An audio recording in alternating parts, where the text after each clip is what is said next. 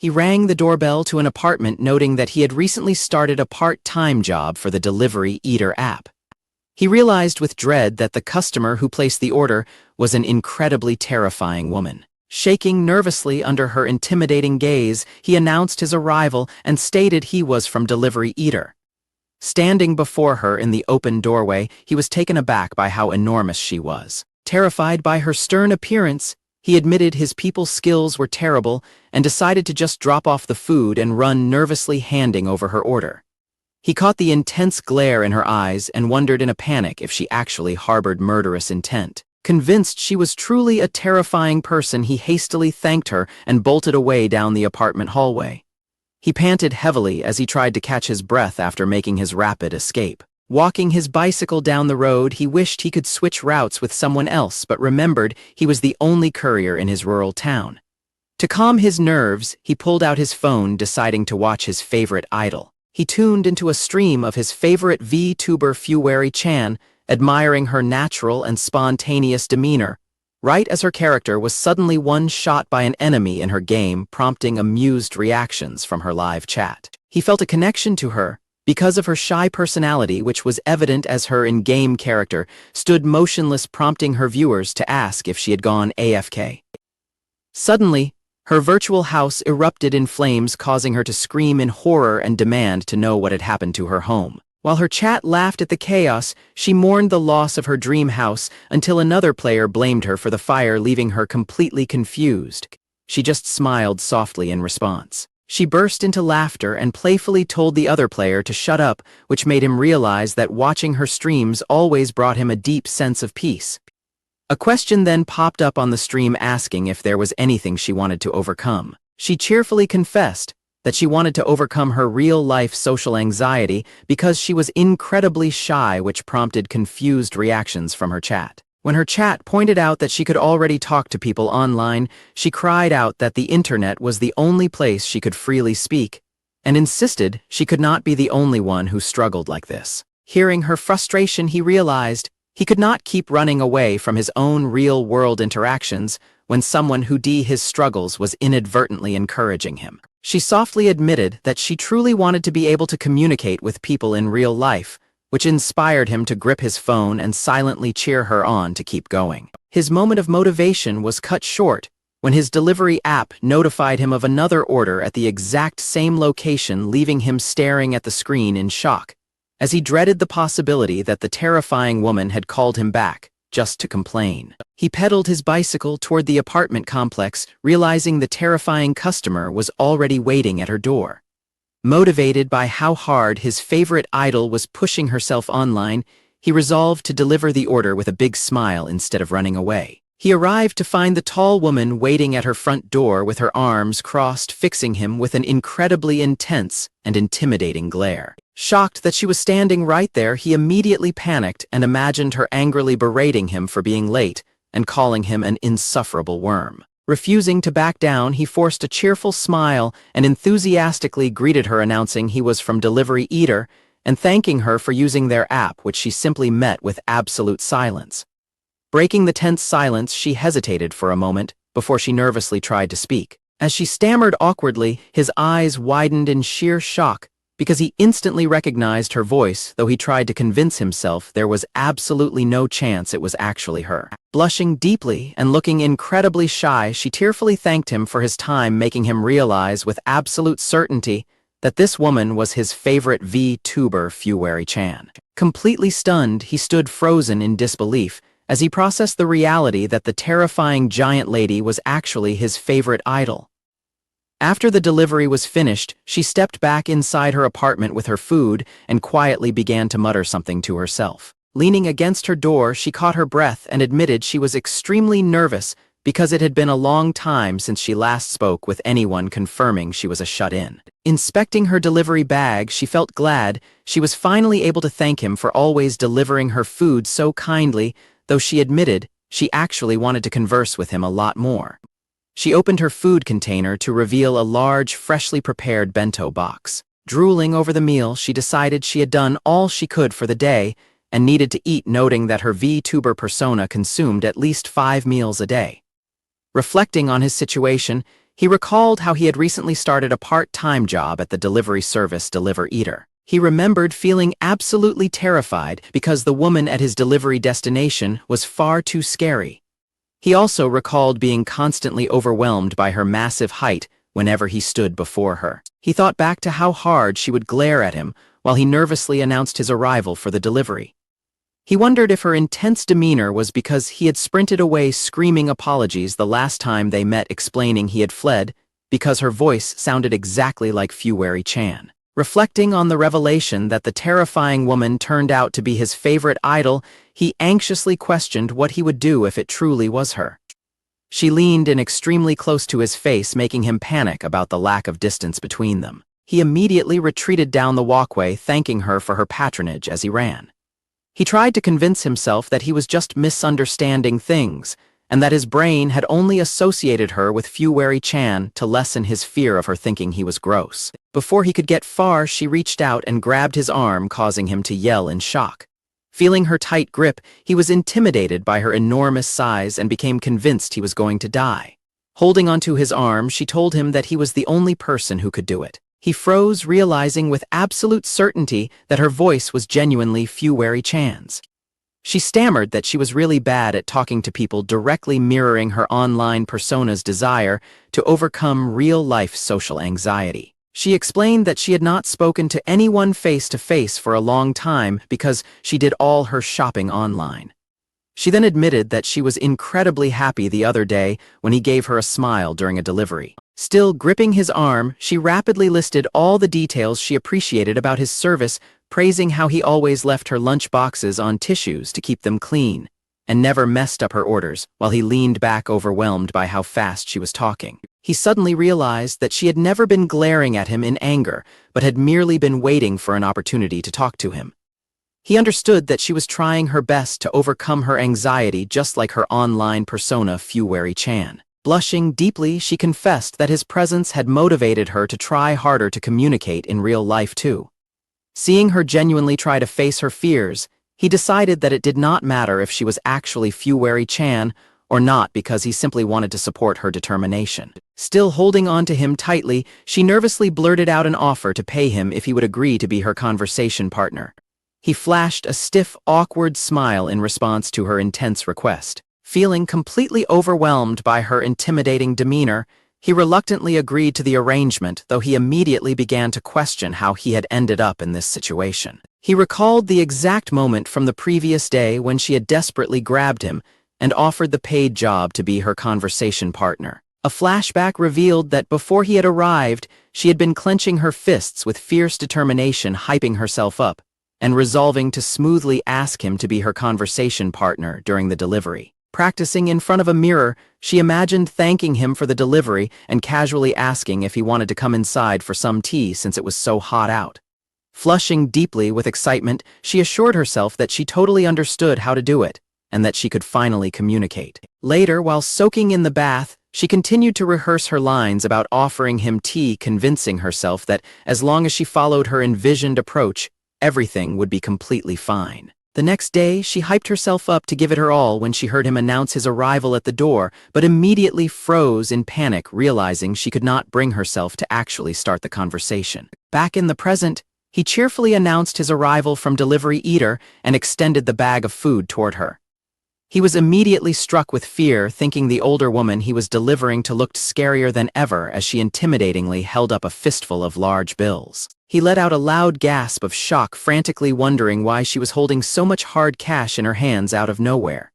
When he nervously asked what all the money was for, she intensely demanded to know how much she had to pay for him to talk to her, leaving him completely bewildered. Staring at the handful of bills, he broke into a sweat and realized in a panic that this terrifying older woman genuinely wanted to buy him.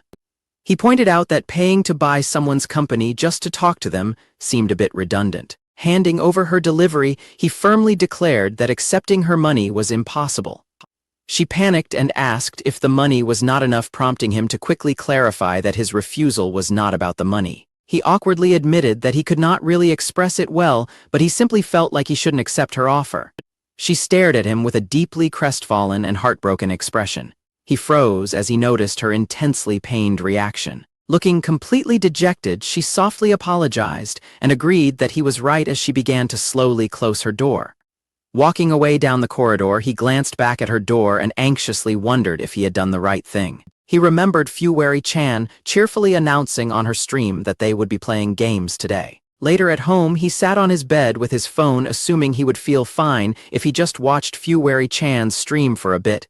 But he suddenly let out a gasp when he realized a deep uneasiness was still bothering him. Watching the stream, he noticed Fuwari-chan lost her game and admitted she was completely off her game today, prompting her chat to ask if she was okay and point out her unusually low energy. She began to cry on stream, wailing that she was useless and always did stupid things. Watching her distress, he realized she was far from her usual happy self and quietly muttered an apology to his phone. Continuing her stream, she confessed that she had really messed up in real life recently and assumed she must have bothered the other person quite a bit. Forcing a tearful smile, she apologized to her viewers for worrying them, which made him stare at the screen in sudden realization. While her chat rushed to reassure her that her clumsy demeanor was cute and not bothersome at all, he recalled how awkwardly she had offered him the cash earlier and suddenly yelled at his phone. Reflecting on the delivery, he realized that the older woman was just as clumsy as her online persona, leading him to anxiously wonder how his blunt rejection had truly affected her. Hearing a sudden hiccup through his phone's speaker, he stared intensely at the screen and asked aloud in shock if she was actually crying. Gripping his phone and pointing firmly at the screen, he passionately declared that he could not allow Fuwari-chan to cry. He immediately sent a generous 10,000 yen super chat with an encouraging message, prompting a startled Fuwari-chan to thank him while nervously begging him to stop spending so much. Blushing with a proud smile, he happily reasoned that his favorite star's problems were his own problems, resolving that he just wanted to see Fuwari-chan smile. He sat on his bed, staring at his phone, his mind racing as he thought about the older woman, and realized she was indeed the very same person. A new delivery request soon appeared on his phone with instructions to simply leave the order at the door of her apartment building. He brought the food to her apartment corridor and placed it down, but just as he turned to walk away, he heard the door handle suddenly clank behind him. Reminding himself of his promise to support her, he hesitated for a moment and turned back to face her. He told her that it was completely fine if she chose to ignore him, but she stepped out to explain that the reason he refused her money was because he did not think it was right, adding that she still wanted to help him. He earnestly declared that he wanted to support her even if she did not pay him a single yen. His unexpected words caught her completely off guard, causing her to let out a shocked cry as she leaned forward in surprise. She frantically asked if he truly did not want any money, prompting him to wave his hands and loudly confirm that he did not. She blushed deeply and stammered in confusion, struggling to understand why he would help her without any payment. Looking down nervously, she quietly asked him if he would really be willing to just talk to her. He enthusiastically accepted her request, loudly declaring that he would do it with pleasure. She smiled brightly through her tears and breathed a heavy sigh of relief, thanking God. Seeing her tears, he immediately panicked and worried that he had just made her cry. She excitedly invited him inside to have breakfast together so they could talk, leaving him completely shocked by the sudden meal invitation. She firmly instructed him to come inside, prompting him to nervously brace himself as he realized he was actually about to enter the terrifying older woman's house. Following her inside, he reasoned that the situation left him completely unable to refuse, and apologized for intruding, quietly trailing off as he muttered a curse to himself about the older woman. He was immediately struck with intense terror as she silently loomed directly behind him with an overwhelmingly intimidating glare.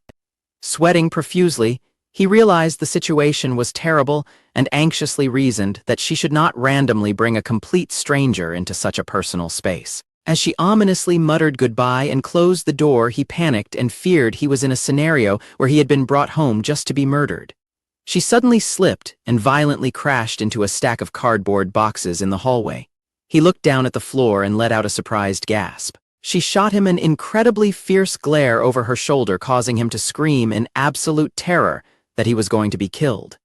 He immediately dropped to his hands and knees to frantically apologize, leaving her staring at him in complete shock. He picked up a white piece of clothing that had fallen out and asked what it was, prompting her to look over in confusion. Instantly realizing what he was holding, she let out a panicked shriek and desperately tackled him to the floor. As she pinned him face down, her large chest pressed heavily against the back of his head. Sitting atop his back, while he remained completely flattened on the floor, she sheepishly apologized for the sudden attack. They sat down at the table, which was completely covered with multiple large bento boxes, a large bowl of salad, and some drinks. Sitting across from each other, she apologized for falling on him earlier and explained that she had suddenly gotten stuck. Meanwhile, he stared at the massive spread of food, wondering if she was actually going to eat it all, and silently reassured himself that his fear of her killing him was just needless overthinking on his part. She nervously asked if he had just seen what she dropped, referring to it as a script. Catching him completely off guard, he stammered in confusion. Looking away shyly, she confessed that she used to do voiceover work for a short time, which made him immediately exclaim in surprise. Putting the pieces together, he excitedly realized that her background explained why her voice was so beautiful. He enthusiastically praised voiceover work as being pretty cool and started to ask if she was still doing it. Looking deeply dejected, she cut him off and quietly stated that such a profession was unbecoming of someone like her. She confessed that she had no talent and had only stood out in the industry because of her huge body. She went on to explain that people said many things behind her back and began to give him an example. She recounted a time when two women maliciously gossiped about her, noting how scary it was that someone so large could be so timid, and spreading a cruel rumor that she had only secured her role by seducing people rather than through any actual talent. With a pained expression, she explained that the terrible rumors caused people to become scared of her and distance themselves. Looking completely defeated, she quietly muttered that a monster like her should just know its place. He firmly told her that the people who gossiped about her were just jealous because she was incredibly beautiful. Looking at her downcast face, he realized that she truly believed those harsh rumors because the people around her had constantly reinforced them. He recalled his own past, remembering how taller boys used to give him a lot of trouble and laugh at him just because he was small, noting that he had always tried his best not to let it get to him. Gripping his shirt tightly over his chest, he remembered that the bullying had still hurt him like hell, prompting him to suddenly call out to her. He passionately shouted that he absolutely loved her voice. She stared at him with wide eyes, completely stunned by his sudden outburst. He explained that whenever he felt tired and lost his will to live, Fuwari-chan's streams always saved him, adding that hearing her voice earlier was so incredible it briefly felt like he had actually heard the idol in person. Overwhelmed with emotion, she tearfully thanked him. He continued to enthusiastically praise her voice, describing it as audible, robust, and a bit high-pitched, declaring it was exactly the kind of comforting voice someone would want to hear during hard times. Shouting with fierce determination, he firmly declared that he found her voice to be quite admirable. Suddenly realizing he was standing up over the table shouting, he immediately panicked and mentally cursed himself for getting a little too fired up and making things awkward. She stared at him in silence, blushing deeply as tears welled up in her eyes. He stared back at her, blushing nervously as he waited for her reaction. She suddenly broke the silence with a heavy, creepy laugh and an intense smile, completely catching him off guard. Horrified by her sudden change in demeanor, he loudly questioned what kind of bizarre expression she was making. As he sat back down, his phone buzzed with a notification from the delivery app. He checked the screen and screamed in shock when he realized she had bypassed his refusal of cash by sending him a ridiculously large tip through the app, while she simply smiled happily in the background. Staring at his screen in disbelief, he noted that the terrifying older woman had actually sent him the maximum tip allowable, while she looked incredibly proud of her clever workaround. Later at home, he sat on his bed holding his phone, still completely amazed as he realized she was the very first person to ever give him the maximum tip. He abruptly stood up from the table and loudly reminded her that he had specifically told her she did not need to pay him any money, while she looked down nervously and stammered a hesitant response. She tearfully defended her actions, asking if her workaround was the correct way to do things and insisting the tip was just a reward for his delivery service. He stared at her in sheer disbelief, completely shocked that she thought her actions were acceptable just because she used a legal method through the app. He recalled his earlier passionate declaration to his phone, remembering his firm resolve to keep Fuwari-chan healthy and his determination to never let her cry. He felt deeply conflicted and realized he could not really complain since he was now officially getting paid. She softly confessed that it had been a while since she worked this hard and credited it all to him, explaining that she wanted to do something in return to show her gratitude. Leaning across the table, she desperately cried that the guilt of not repaying him would literally kill her. In her frantic movement, she accidentally knocked over a bottle, spilling the entire drink directly onto his lap. He stared down at his completely soaked pants in dismay while she immediately panicked. She profusely apologized for the mess and eagerly volunteered to clean it up for him. As she leaned in closely to wipe up the spilled drink, she inadvertently pressed her massive chest directly against his face, making him flinch backward. He frantically waved his hands and insisted that it was fine and he would clean it up himself. Sweating nervously, he realized that he had been thinking this for a while, noting that she completely lacked any sense of personal boundaries. He awkwardly muttered that cleaning it up right there was impossible, but she simply stood over him and bluntly commanded him to take off his clothes. Staring at him with an intense, unwavering expression, she firmly suggested they take a bath together so she could wash him, leaving him completely flabbergasted by how wildly the situation had escalated. She covered her face and muttered that someone big like her would just be in the way and make things worse. Observing her, he realized she didn't even view herself as a person of the opposite sex in front of him, figuring her extremely low self-esteem was exactly what skewed her sense of personal space. As she turned to go heat up the bath water, he frantically called out for her to wait, silently noting to himself that this lack of self-worth was exactly why her boundaries were all messed up. He asked if she perhaps just wanted a friend, making her turn back in confusion. He then seriously asked what she truly wanted, explaining that he needed to know her actual goal so he could properly support her. Looking down nervously, she confessed that she wanted to someday be able to go outside and talk to other people. Without hesitation, he leaned forward and loudly declared that she should go out together with him. She froze in place, staring off with wide eyes as her mind went completely blank, processing his sudden invitation. She immediately began to panic, vividly imagining herself helplessly overwhelmed and terrified while completely surrounded by massive crowds of people.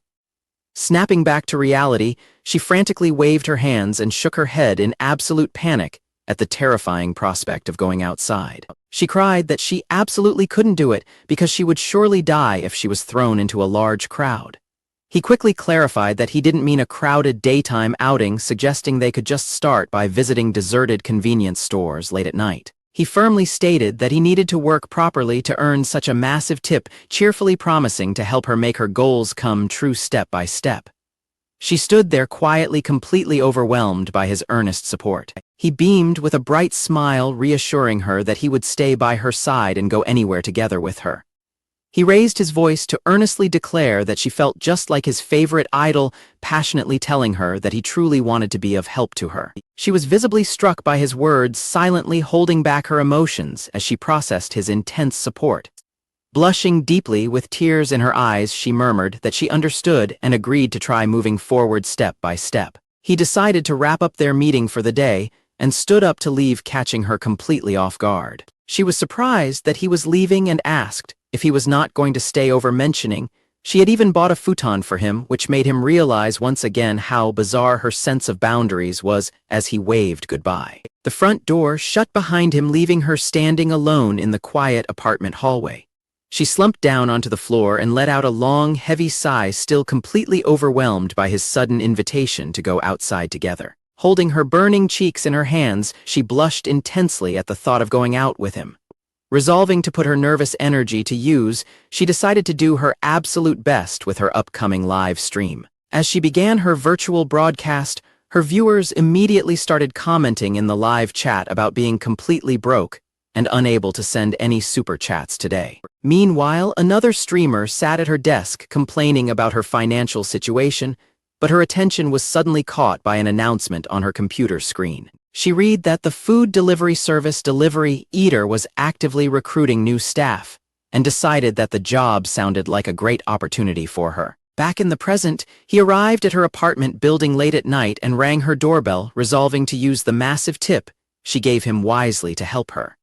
The door opened to reveal the tall older woman standing there wearing a hoodie and a cap, looking remarkably intense. He was immediately struck with terror, staring up at her imposing figure in sheer shock. Sweating nervously under the dark sky, he panicked that her incredibly stern and quiet gaze might actually kill him. However, she suddenly blushed deeply and began to tremble, tearfully asking him if it was really all right for her to be outside. He nervously questioned why he was so anxious as he forced out a shaky agreement while she adjusted her cap, and admitted she struggled to handle interacting with anyone besides him. He encouraged her by pointing out that overcoming this obstacle would give her real confidence, urging her to take their first step together. She hesitated and looked deeply anxious, clutching her hands to her chest as she struggled to build up her courage. She reminded herself that since she was receiving his direct support, she absolutely could not afford to back down now. He declared that it was time to go, prompting her to nod in quiet agreement as they finally set off under the night sky. Walking beside her, he admitted to himself that he was incredibly nervous because he had never seen her outside at night. He glanced at her and thought to himself that she still managed to look incredibly imposing despite her internal fear. He silently hoped their outing would go smoothly, but she suddenly gasped as a loud rustling sound erupted from the dark bushes nearby. In a complete panic, she let out a loud shriek and instantly leaped onto his back, trapping him in a tight headlock as he yelled in shock. A stray cat quietly emerged from the shadows with a soft meow, making him realize with a sigh of relief that they had jumped in terror over nothing. He muttered to himself that he was actually startled for a completely different reason, but quickly pointed ahead and encouraged her to keep going because they were almost there. She suddenly looked up and gasped softly as she saw their destination. They arrived at a quiet, deserted convenience store standing outside under the bright lights late at night. Standing near the store, she looked at him with extreme nervousness and hesitantly tried to speak. She suddenly clutched her head and bent over in despair, crying out that she simply could not do it. She was immediately overwhelmed by painful memories of the cruel rumors others used to spread about her height and her personality. Crying out that she was too terrified of people to move forward, she explained her struggle while he watched in shock, realizing just how incredibly difficult going outside truly was for her. Tears streamed down her face as she expressed her deep regret for failing him after he had gone to such lengths to help her. She quietly apologized to him as she stood crying in the quiet street while he watched her in silent disbelief. He stared back at her with a highly focused and determined expression, silently preparing to take action to support her. Crouching down to look up at her, he gently smiled and asked if they should head back. She stared down at him in surprise, letting out a quiet, confused gasp at his suggestion. He warmly explained that to overcome her social anxiety, she needed to focus on what she was capable of doing right now to build confidence, pointing out that even though she felt she had failed. He pointed back toward her tall apartment building in the distance, showing her exactly where her room was. He happily asked if it was not incredibly amazing that she had actually managed to walk all this way from her home. Smiling warmly, he assured her that she would be fine, taking things step by step, and promised to stay right there with her until she was ready.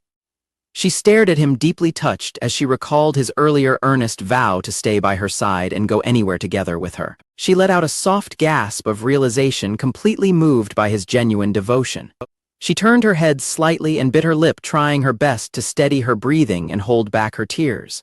Looking down with a soft, emotional smile, she stepped closer and tightly grasped his hand. He gasped in absolute shock, completely startled as her hands suddenly held his. He stammered in confusion, asking what she was doing while she explained that seeing his sincere determination moved her. Blushing deeply under her cap, she quietly confessed that she felt like she could still try harder. He stared at her in utter astonishment, completely stunned as she continued to hold onto his hand firmly. He looked up at her, silently reflecting that she was indeed massive and imposing, admitting that she could still be quite scary to him. Despite his nervousness, he realized that her eyes were always completely sincere and focused on facing the things she struggled with. Holding her hands tightly, he loudly and enthusiastically shouted his agreement while she hesitated to speak. Looking at her gentle expression, he resolved that he was there solely for the sake of helping her succeed. Holding hands firmly, they both looked ahead with fierce determination as he loudly declared that they should go. He reflected on how he had recently started a part-time job for the delivery eater service. He thought about how he had impulsively ended up coming to this store while holding hands with the scary older woman from his delivery location. He turned to her with a smile and suggested that they get some ice cream together. She suddenly fixed him with a remarkably intense stare which immediately panicked him as she reached her hand toward the store shelves. She rapidly and aggressively began grabbing multiple items off the shelves, catching him completely off guard. Shocked by her sudden hoarding behavior, he frantically asked if she was seriously going to buy that much food. Holding a bag of potato chips, she explained that she was stocking up so she would not have to go outside again for a while, leaving him completely flabbergasted. He urged her to calm down and remember their actual goal, prompting her to snap out of her frenzy and accidentally drop a box in her confusion. He quickly lunged forward and successfully caught the falling box just in time, accidentally pressing close to her as he did so. He sheepishly reassured her that everything was completely fine while she simply stared down at him with wide, stunned eyes. He froze in sheer panic as he realized his face was pressed directly against her massive chest. Fearing that she was extremely angry, he hurriedly backed away and apologized profusely for getting so close, but she simply looked down in silence. She began to despair, muttering to herself that she was trash and just an insect for causing trouble again, prompting him to frantically yell that it was just her depression talking. He watched in absolute panic as her self-esteem rapidly plummeted, causing her to curl up on the floor in complete defeat. He anxiously looked around the store, desperately wondering what he could do to salvage the situation and cheer her up. His eyes suddenly widened as he noticed the store clerk standing nearby. He nervously questioned why the clerk had chosen this exact moment to restock the nearby shelves. He reasoned that they would have to call out to the clerk to get his attention, but worried that this task would be far too difficult a challenge for her right now, deciding he should do it himself. Before he could call out to the clerk, he was completely caught off guard when she suddenly gasped and stepped forward to try speaking herself. He watched her in astonishment as she firmly grabbed his sleeve, looking highly anxious but clearly determined to face her fears. He steeled his resolve, realizing she was completely right about needing to face this challenge. He acknowledged that she was trying to move forward on her own, and although it was difficult to watch her struggle, he resolved to let her make the effort. Taking a deep breath, she swallowed hard and managed to squeak out a hesitant call to the clerk. The clerk paused his work and slowly turned around to look at them, prompting a tense, silent standoff. Staring directly at the clerk, she became completely paralyzed with fear, and her voice immediately cut off. Unable to get any words out, she began to cough violently, causing the startled clerk to apologize and tell them to head over to the register. As she continued to cough from the sheer stress of the interaction, he let out a soft sigh and anxiously asked if she was all right. They stood together at the counter as the clerk finished bagging their items while the automatic doors behind them slid open. As they prepared to exit, they continued to hold hands tightly. He smiled warmly to himself as they finally walked out of the convenience store together into the night. He enthusiastically praised her, loudly declaring that she was amazing and that their convenience store mission had been cleared. She looked down thoughtfully as he smiled awkwardly, realizing that she had completed the payment on her phone without actually having to speak to the clerk at all. As they walked down the road, she hesitantly asked if she had done a good job, prompting him to beam with a huge smile and loudly reassure her that she did. She turned to him and smiled warmly through her blush, thanking him very much for his support. He smiled back at her, his face flushing red as he admired her genuine happiness. Their peaceful moment was suddenly interrupted when the convenience store clerk ran out of the shop, shouting for him, catching both of them off guard. The clerk bowed deeply and apologized profusely, explaining that he had forgotten to put an ice cream spoon in his girlfriend's bag. He politely thanked the clerk, but suddenly froze in surprise as he processed the clerk's words while realizing they were still holding hands. Both of them immediately panicked, their faces turning completely red as they screamed in shock at the clerk calling her his girlfriend. They instantly let go of each other's hands in absolute embarrassment, leaving him staring ahead as his mind raced over the idea of them looking like a couple. She loomed over him with an incredibly dark and intense expression. Determined to keep their relationship strictly professional, he bowed politely and suggested they both head home while she quietly thanked him. He walked away, resolving to maintain his boundaries from now on so as not to cause her any trouble. Walking in the opposite direction, she held her arm nervously and blushed deeply as she repeated the word girlfriend to herself. In her virtual stream chat, viewers pointed out her shut in nature, catching her off guard. Sitting in front of her computer monitor, she laughed and apologized to her viewers for being a shut in, noting that the real world was simply too scary. She played her game with high energy, prompting her chat to erupt in excitement and send generous donations. Laughing happily into her microphone, she asked her viewers if she did not have a natural talent for the game, thinking about how incredibly fun the online world was. She typed away at her keyboard and remembered the times she had been hurt by people in the past, thinking about how much pain the real world caused her. She smiled peacefully to herself, wishing she could simply stay in this comfortable online world forever. Outside, a severe typhoon struck with torrential rain and powerful wind, violently battering her apartment building. Sitting at her streaming desk, she chatted with her viewers about how wild the storm was and worried that the delivery service might not operate in this weather. Her chat joked about her inability to face people in person, prompting her to playfully tell her viewers to stop teasing her. When asked if she was hungry, she nervously declared that contactless delivery was her only option, though she quietly looked off to the side with a somber expression in real life. She noticed her viewers discussing how food delivered on rainy days always arrived soggy, which caught her attention as she hummed in thought. She pondered their comments and realized that her own food deliveries had always arrived in excellent condition regardless of the weather. Her phone suddenly vibrated with a notification that her food had arrived, prompting her to quickly tell her viewers that her stream was ending and bid them goodbye. Standing up from her streaming chair, she steeled her nerves and told herself that she was ready. She checked her door phone monitor to confirm that no one was in the raining corridor, repeatedly whispering to herself that she was completely safe. She swallowed hard as she stood before her closed front door, trying to summon the courage to open it. Steeling her nerves, she unlocked and opened the door, resolving to quickly grab her food and shut the door right away. As the violent wind of the typhoon hit her, she braced herself and worried that her food would be completely soaked and ruined. Looking down at her doorstep, she was completely taken aback to find a wet cardboard box placed outside. She opened the box and found her delivery bags kept dry inside, realizing the courier had done this to protect her food when a sudden noise made her flinch in surprise. She peered over her balcony and spotted the courier down below, struggling to push his bicycle through the torrential rain. Her eyes widened in shock as she recognized him, seeing how drenched and exhausted he was from braving the storm. She stared down at his retreating figure, deeply moved that he had gone to such dangerous lengths to deliver her food on a day like this.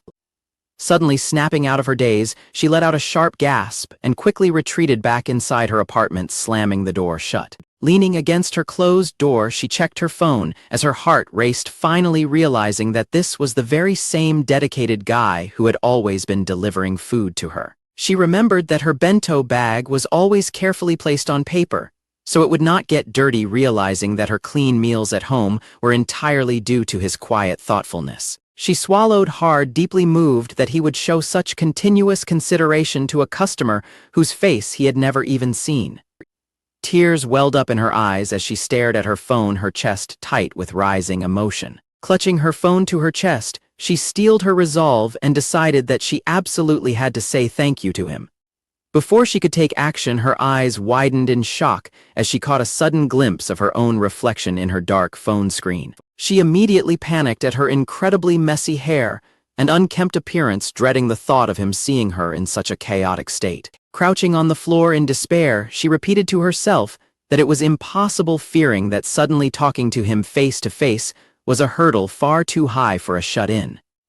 She sat in silence with a dejected expression, desperately trying to figure out how to make herself presentable. Looking in her mirror, she worried that he might think she looked gross and noticed a box of hair bleach, nervously wondering if changing her look would be too weird. She began to frantically overthink, reasoning that bleaching her hair was normal, before getting completely carried away trying to choose matching clothes and accessories like a choker. She worried that even if she improved her appearance, her voice might still fail her, practicing her words of gratitude in a quiet, stuttering whisper. After taking a shower and returning to her room, she continued to practice her greeting, but accidentally bit her tongue, causing her to groan in sudden pain.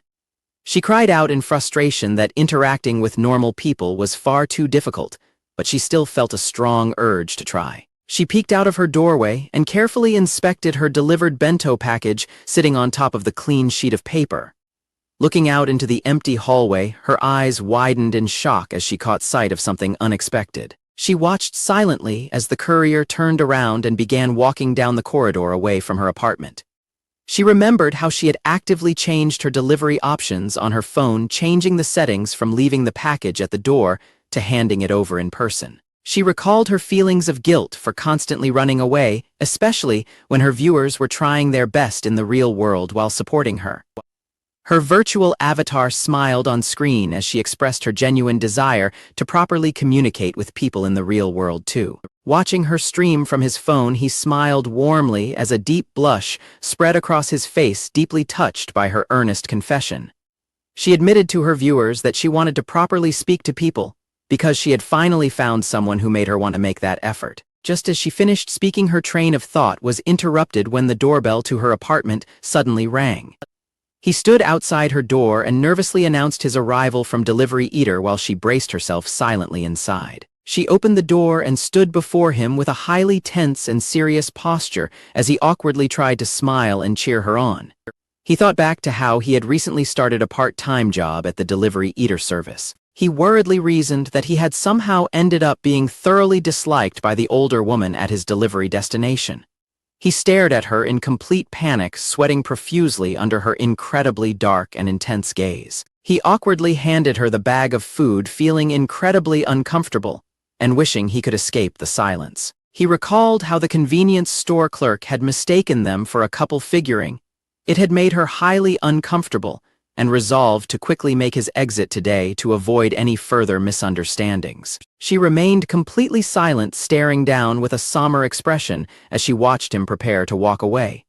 She managed to stutter out her thanks, but he was completely shocked to see that she was shaking uncontrollably from her intense nervousness. Misunderstanding her trembling as disgust, he panicked and apologized profusely, before sprinting away as fast as possible, leaving her standing alone in silence. Back inside her apartment, she clutched her chest in deep frustration, lamenting that she had been too nervous to speak properly, but feeling deeply emotional when recalling her memories of him. The apartment door slammed shut, leaving her entirely alone inside as she anxiously wondered what she should do next.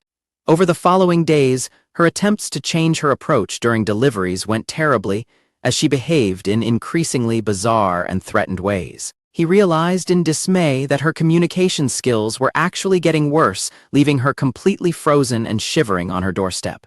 He politely handed her the delivery for the day, which she accepted with a quiet, stuttered reply. He thanked her and walked away, reasoning to himself that this distant and strictly professional interaction was how things should be, while she watched him leave with a deeply pained expression. Suddenly, she lunged out of her apartment and grabbed his arm, desperately shouting for him to wait. He spun around in sheer shock, staring back at her with wide eyes. Blushing deeply with tears in her eyes, she pleaded with him not to run away. She bowed and apologized profusely for acting so strange, explaining that, because the clerk had mistaken them for a couple, she worried she had made him uncomfortable and acted weirdly out of fear that he hated her. Recalling their moments together, she confessed that she desperately did not want the relationship they had built to disappear. Squeezing her eyes shut in distress, she tearfully cried out that she hated the thought of losing what they had. Looking down at her hand, firmly clutching his arm, he was completely stunned to realize that she did not hate him, understanding that she had simply misunderstood things and altered her attitude just as he had. He realized that from her perspective, his sudden distance must have made her incredibly uneasy and made her feel like all her efforts to communicate were wasted. Bowing deeply to her, he apologized profusely and insisted that the misunderstanding was entirely his fault. He explained that it was all just a misunderstanding on his part, firmly declaring that his feelings of wanting to support her would never change, causing her to stare at him in complete shock with tears in her eyes. Sobbing with relief, she covered her face and confessed that she had been so incredibly worried that he might actually hate her. He frantically apologized to her, gently wiping away her tears while holding her hand. He closed his eyes, nervously admitting that he might still continue to misunderstand things in the future. Looking up at her with a gentle blush, he promised that he would make it a priority to be of help to her from now on. As she continued to weep softly, he sweated nervously and wondered how long she was going to keep holding onto his arm. A flashback of the day they visited the convenience store revealed how highly anxious she was to step outside her home, frantically panicking because she did not have any suitable clothes to wear. She worried that her casual clothes made her look like a hardcore gamer and decided to search for some cute outfits she had impulsively bought in the past, hoping that he would view her in a different light after he praised her appearance. She laughed, nervously stuttering that she was just joking about the whole situation. She struggled to fit into her old outfit, causing the fabric to stretch and snap under the immense pressure of her body. She gritted her teeth in discomfort as she desperately tried to button her shirt, realizing that the clothing was extremely tight in more ways than one. Following the events of Chapter 8, she held onto his arm tightly for a long time and refused to let go. Sobbing with deep relief, she clutched her chest and quietly thanked goodness that he did not actually hate her. She stood by her doorway, happily realizing that they could finally talk and go out together again, resolving to keep meeting him from now on. She looked down at her outfit, noting that even her previous outdoor hoodie was just a hastily thrown together look, and wondered if she should buy a wider variety of clothes. He smiled and praised her clothes as being pretty, catching her off guard as she thought about buying something much cooler to impress him. Blushing deeply, she walked back into her room and anxiously wondered what kind of clothes he actually liked. She sat down intensely at her computer desk and immediately began searching the internet.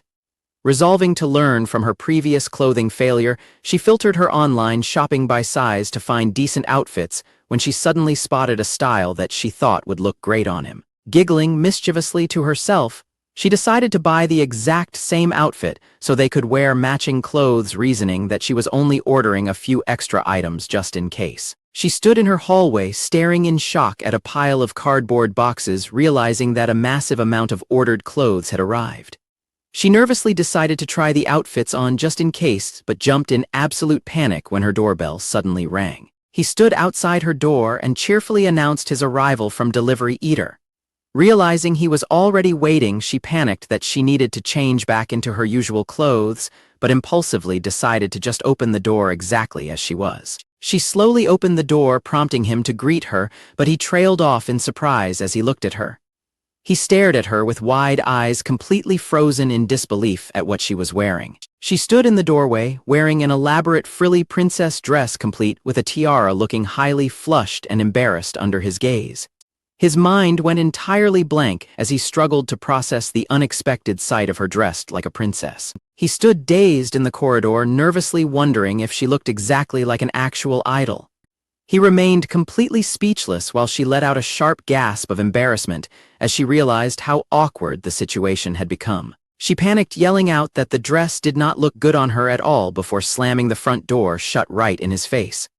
Left standing in the corridor alone, he rubbed his eyes in utter confusion and wondered if what he had just witnessed was simply an illusion. Inside her apartment, she slid down onto the floor, covering her flushed face and crying out in despair that she had made a terrible mistake. Imagining his shocked reaction to her princess outfit, she panicked and desperately wanted to find a way to quickly regain the favorability she believed she had lost. Steeling her resolve with a highly intense expression, she decided that she would keep trying new outfits until she finally got his approval. The next time he arrived, he greeted her warmly as she opened the door, but he froze once again when she stood before him in a completely different style of clothing. First, she tried a highly mature outfit with glasses which left him with a blank, deadpan face, and then a soft off-the-shoulder dress which only made his smile twitch in awkwardness. She next tried a leather jacket which left him completely dumbfounded, and then a casual crop top with a beanie, but she grew highly dejected when she noticed he was looking away. He stood there in complete silence, sweating nervously as he looked down, completely overwhelmed by her bizarre fashion show. He panicked, internally frantically trying to figure out what he should say to her. He acknowledged to himself that she looked pretty in the casual outfit, but worried that giving her a compliment out of nowhere would just sound creepy. She stood before him in a highly awkward silence, blushing deeply as she struggled to speak. Fearing that she looked terrible, she suddenly burst into tears, yelled her worries, and ran back inside her apartment to slam the door shut. Both of them were left completely overwhelmed with him panicking over what the right clothes and compliments were, while she sobbed behind the closed door. She slumped down on the floor inside her room, weeping as she told herself that nothing looked good on a worthless person like her, and regretted getting carried away. Deciding to just stick with her usual clothes, she stepped back outside and apologized for the wait, prompting him to greet her with a warm smile.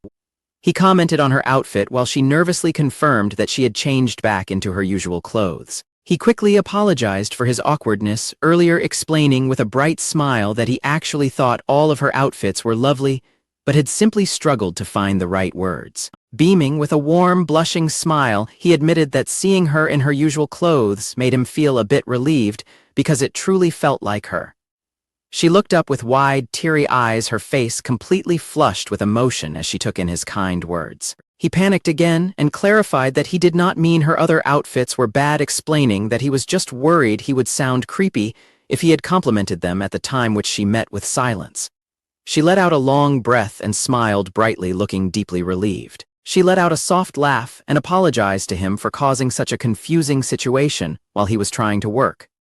As she reached out to take her delivery bag, she admitted that she was genuinely happy because she felt like she had finally been able to hear a little bit of his true feelings. Looking directly at him with a warm, blushing smile, she bowed slightly and thanked him very much.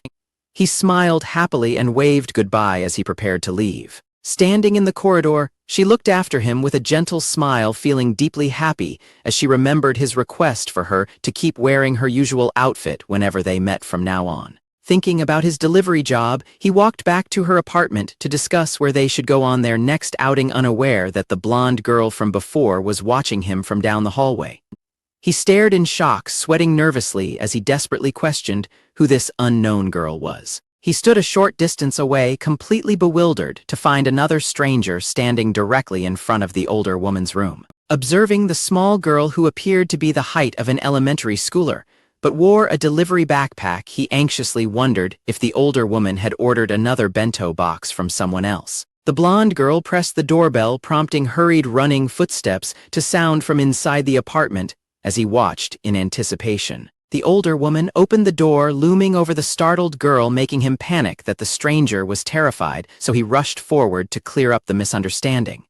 The blonde girl suddenly smiled brightly and cheerfully greeted her, announcing that she was from Delivery Eater. She energetically announced that she had come to deliver the bento and asked if she was in the right place, prompting the older woman to smile in return while he watched in complete confusion. He watched in astonishment, frantically questioning who this girl was since she was handling the delivery with ease and absolutely no fear of the older woman's presence. He stared at her, thinking about how different this confident girl was compared to how terrified he had been during his first delivery here. Looking at her confident attitude, he began to feel highly insecure and worried that she was actually much better suited for delivering to the older woman than he was.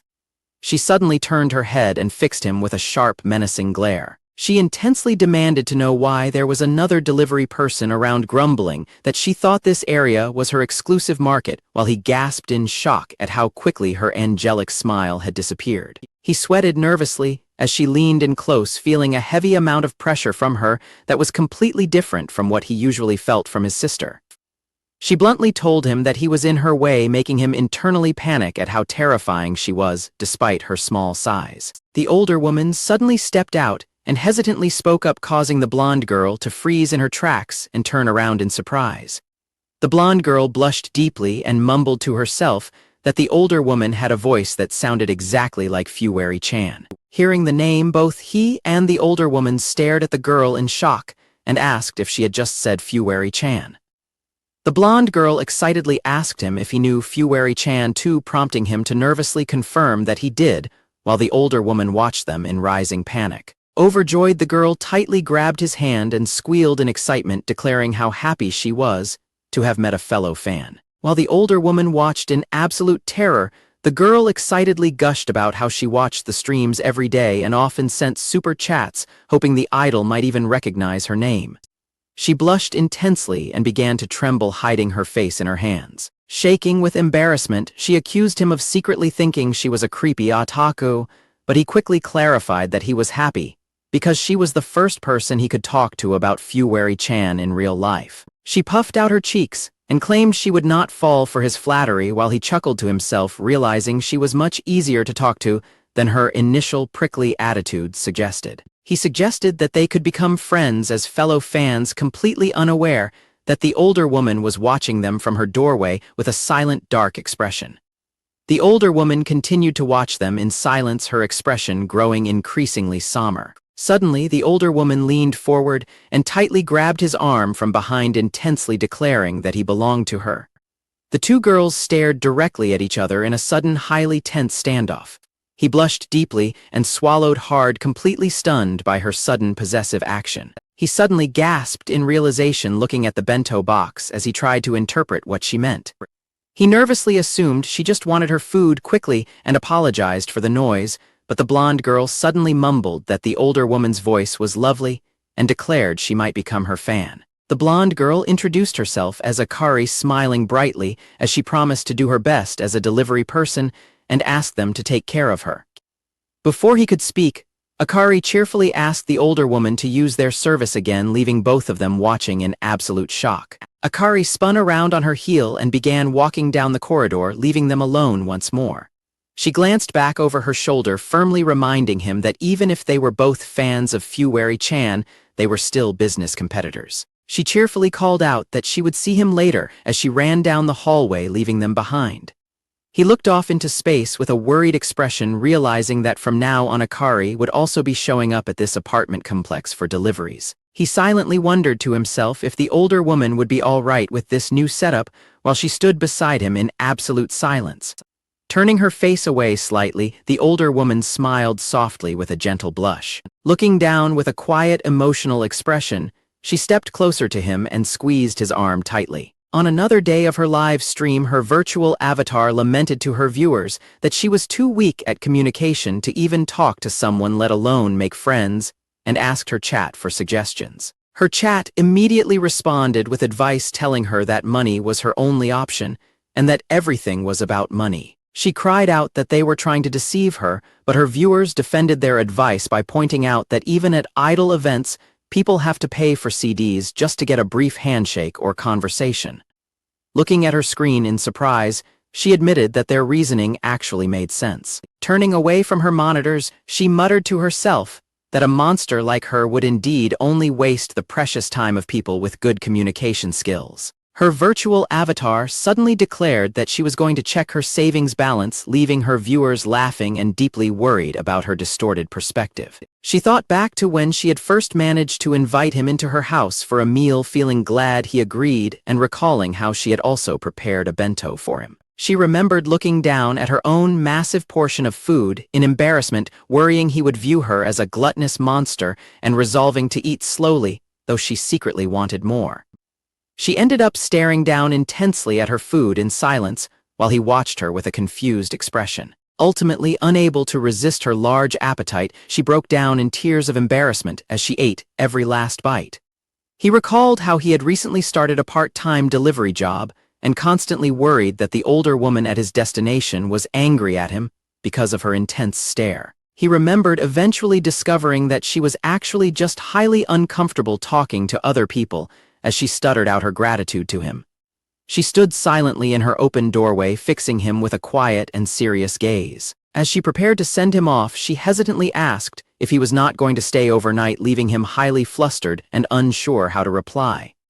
In a sudden fit of panic, she aggressively threw a cushion directly at his face, yelling that the bedding was exceptionally comfortable. She immediately ran back inside her apartment, screaming apologies in embarrassment for her sudden outburst. Left alone after his departure, she stood in her room holding a pillow, realizing she needed to tidy up the futon she had purchased for him. She looked down with a deep blush on her face as she recalled her awkward behavior. Reasoning that letting the new futon go to waste would be a shame, she happily dove onto the bedding and cuddled with it herself. He recalled that he had recently started a part-time job at the delivery service Delivery Eater. He remembered with panic that he was currently being cornered by an intimidating customer. He let out a strangled gasp, completely overwhelmed by her massive size. He choked out that he could not breathe as she held him in a tight headlock, prompting her to quickly apologize and release him, because she noticed other people nearby. Looking down in shame, she explained that she felt like she blocked everyone's way when she walked around outside, but he quickly and loudly reassured her that it was not true. Back in the present, he wondered to himself how they had actually ended up walking together through the busy downtown area. He thought back to their conversation a few days ago when she had suddenly made an unexpected proposal to him. During their meeting, she had nervously asked if they could hold hands for her next training step to get used to going outside. She had swallowed hard, her face completely flushed with embarrassment as she waited for his reply. Blushing deeply, she passionately asked him if they could go to the place he always visited. He stared at her in utter shock, completely taken aback, as he noted that she seemed far more intense than usual and nervously wondered why she wanted to go to his regular hangout. He explained with an awkward smile that the place he usually visited was just a manga cafe, feeling highly hesitant about taking her to such a location. He waved his hands frantically and pointed out that since it was located in the busy downtown area, a manga cafe would be way too difficult a hurdle for her right off the bat, suggesting they think of another more suitable place. Leaning in close to his face, she intensely insisted that the manga cafe was totally fine, causing him to panic at how close her face had suddenly gotten. Due to her persistent wish, they ultimately decided to visit his regular manga cafe later that night, leaving him anxiously wondering what he should do. Arriving at the downtown area, he sweat nervously as he realized there were far more people out on the streets than he had anticipated. He worriedly noted that there were lots of loud, young, and intoxicated people around who might notice and harass her due to how tall and conspicuous she looked. Calling himself an idiot, he realized the busy downtown area was definitely not a suitable spot for her second trip outside, frantically suggesting they take a detour and leave immediately. He screamed in absolute horror as she suddenly collapsed and fell flat on her face, foaming at the mouth from the overwhelming social anxiety. He called out to her in a panic as she lay collapsed on the ground, weakly apologizing and admitting that her choice to visit the downtown area was just too much for her too soon. She forced herself up with a highly strained smile and stuttered that she was completely fine, claiming the outing was a piece of cake, while he immediately realized she was blatantly forcing herself. Watching her lean exhausted against an alleyway wall, he realized how hard she was trying, but worried if pushing herself this much was really okay, prompting him to hesitantly call out to her. He gently grabbed her hand to stop her from walking further and suggested that they take a break around the area they were currently in. She turned back to him in confusion, entirely oblivious that they had stopped directly in front of a brightly lit love hotel. Immediately realizing his massive mistake, he panicked and frantically redirected her toward a nearby park, instead leaving her completely shocked and deeply flushed by the sudden implication. They moved to the empty park playground, where he awkwardly apologized to her for the stressful misunderstanding. Sitting on a swing, she remained heavily dazed and embarrassed by the hotel mix, stuttering that she was okay now and awkwardly insisting they hurry up and head to the manga cafe. Sitting on the swing next to her, he gently asked why she was being so unusually anxious about everything tonight. She looked away with a tense, nervous expression, remaining completely silent as she struggled to figure out how to respond. He firmly told her that he could easily tell she was pushing herself too hard, warning her that if she did not start with things she could actually handle, it would only make everything much harder for her. She sadly agreed with him, looking down in shame as she admitted that she had completely lost control of herself once again. Recalling how she had seen him cheerfully talking to the new delivery girl, she sadly reflected that he had his own life to live. Sitting on the swing, she explained that she did not want to be a burden to him, revealing she had purposefully chosen a place he regularly visited so he would not get bored. She stuttered anxiously, expressing her deep fear of being a burden and admitting she felt a desperate need to finish her outdoor training before she caused him any more trouble. Forcing a strained, painful smile, she stated that because of those fears, she had decided to try her absolute hardest. Looking away from him, she lamented that despite all her efforts to improve, she was ultimately just causing him more trouble in the end. Tears streamed down her flushed face as she covered her mouth and quietly apologized to him. He stared at her in shock, softly calling out to her as he processed the sheer depth of her insecurities. They sat together on the swings in silence before she suddenly brought up the manga cafe they were scheduled to visit. He quietly confessed to her that actually the manga cafe did not hold many good memories for him. He explained that manga cafes were traditionally a place for him to hide away, describing them as places he only ever visited whenever he was feeling down in the past. Smiling warmly, he revealed that despite his gloomy history with the place, he felt incredibly positive about it whenever he thought about going there with her. Looking directly at her with a deep blush, he firmly reassured her that he absolutely did not think she was a burden to him. Gripping the chains of his swing tightly, he looked down and bashfully admitted that if anything, he genuinely enjoyed spending time with her. She stared at him in complete silence, deeply moved by his heartfelt and unexpected confession. Tears streamed down her intensely flushed face, leaving her completely speechless as she covered her mouth to process his kind words. He suddenly realized the weight of his own cheesy words and completely panicked, his face turning bright red as he internally freaked out over how embarrassing that sounded. He internally panicked that his words had sounded incredibly creepy, frantically apologizing aloud and begging her to forget everything he had just said while she confusedly asked him what was wrong. Desperate to change the subject, he forced an awkward laugh and blurted out that this was actually his first time ever going to a manga cafe, with someone causing her to freeze, as she quietly repeated his words back to herself in shock. He nervously forced a smile and suggested that since it was so crowded today, they should just head back for now, reasoning that they could always try again later, since they were not in a rush. Gripping the chains of the swing tightly, she leaned forward with an incredibly intense and serious expression. She firmly refused his suggestion, intensely declaring that she definitely wanted to go today, which left him frantically wondering why she was suddenly so motivated. He mentally recapped that he had recently started a part-time job at the delivery eater service. He noted that, against all odds, he had finally made it to the manga cafe alongside his regular delivery customer. Glancing nervously at her, he reminded himself to act natural while worrying about how weird things had gotten earlier when he accidentally said something creepy. She stared intensely ahead, quietly repeating to herself the fact that this was his first time going with someone. He looked up at her towering figure in total bewilderment, internally questioning how she had suddenly become so fiercely determined. He recalled that she had been crying just moments ago and wondered why she had suddenly become so incredibly full of spirit as she walked forward. She leaned in close to him and declared that she felt like she could succeed this time, leaving him flustered by their sudden proximity. He reassured himself that they would be fine because they could pay using a barcode, just like they did at the convenience store, prompting her to pull out her phone and suggest they head inside. As they entered the lobby, the clerk welcomed them and politely asked if they possessed a membership card. Hearing the clerk's question, she froze completely in shock, holding her phone in a daze as she realized she did not know what to do. The clerk kindly explained that new customers needed to register for a membership, causing her to spiral into absolute panic as she struggled to comprehend the unexpected hurdle. She immediately shrank away in utter defeat, prompting him to call out to her in panic, before stepping in to reassure her that he would take care of the registration. He approached the counter and informed the clerk that he wanted to register a new member, which the employee quickly confirmed. The clerk then asked if a couple's room would be acceptable for their stay, causing her to blush furiously and tremble behind him at the sudden suggestion.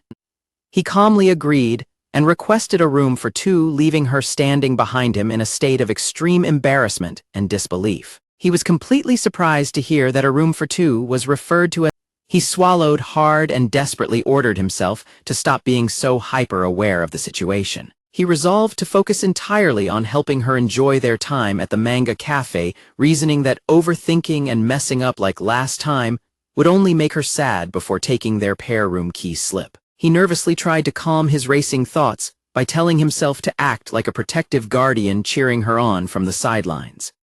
As they walked down the quiet hallway, she quietly apologized and admitted that it had been presumptuous of her to think she could handle going outside so easily. She lamented that her mind had gone completely blank when the clerk asked something unexpected, but he quickly reassured her that her effort was actually a massive improvement. He carefully guided her along, warning her to watch her step and pointing out the location of the restrooms, which she quietly thanked him for.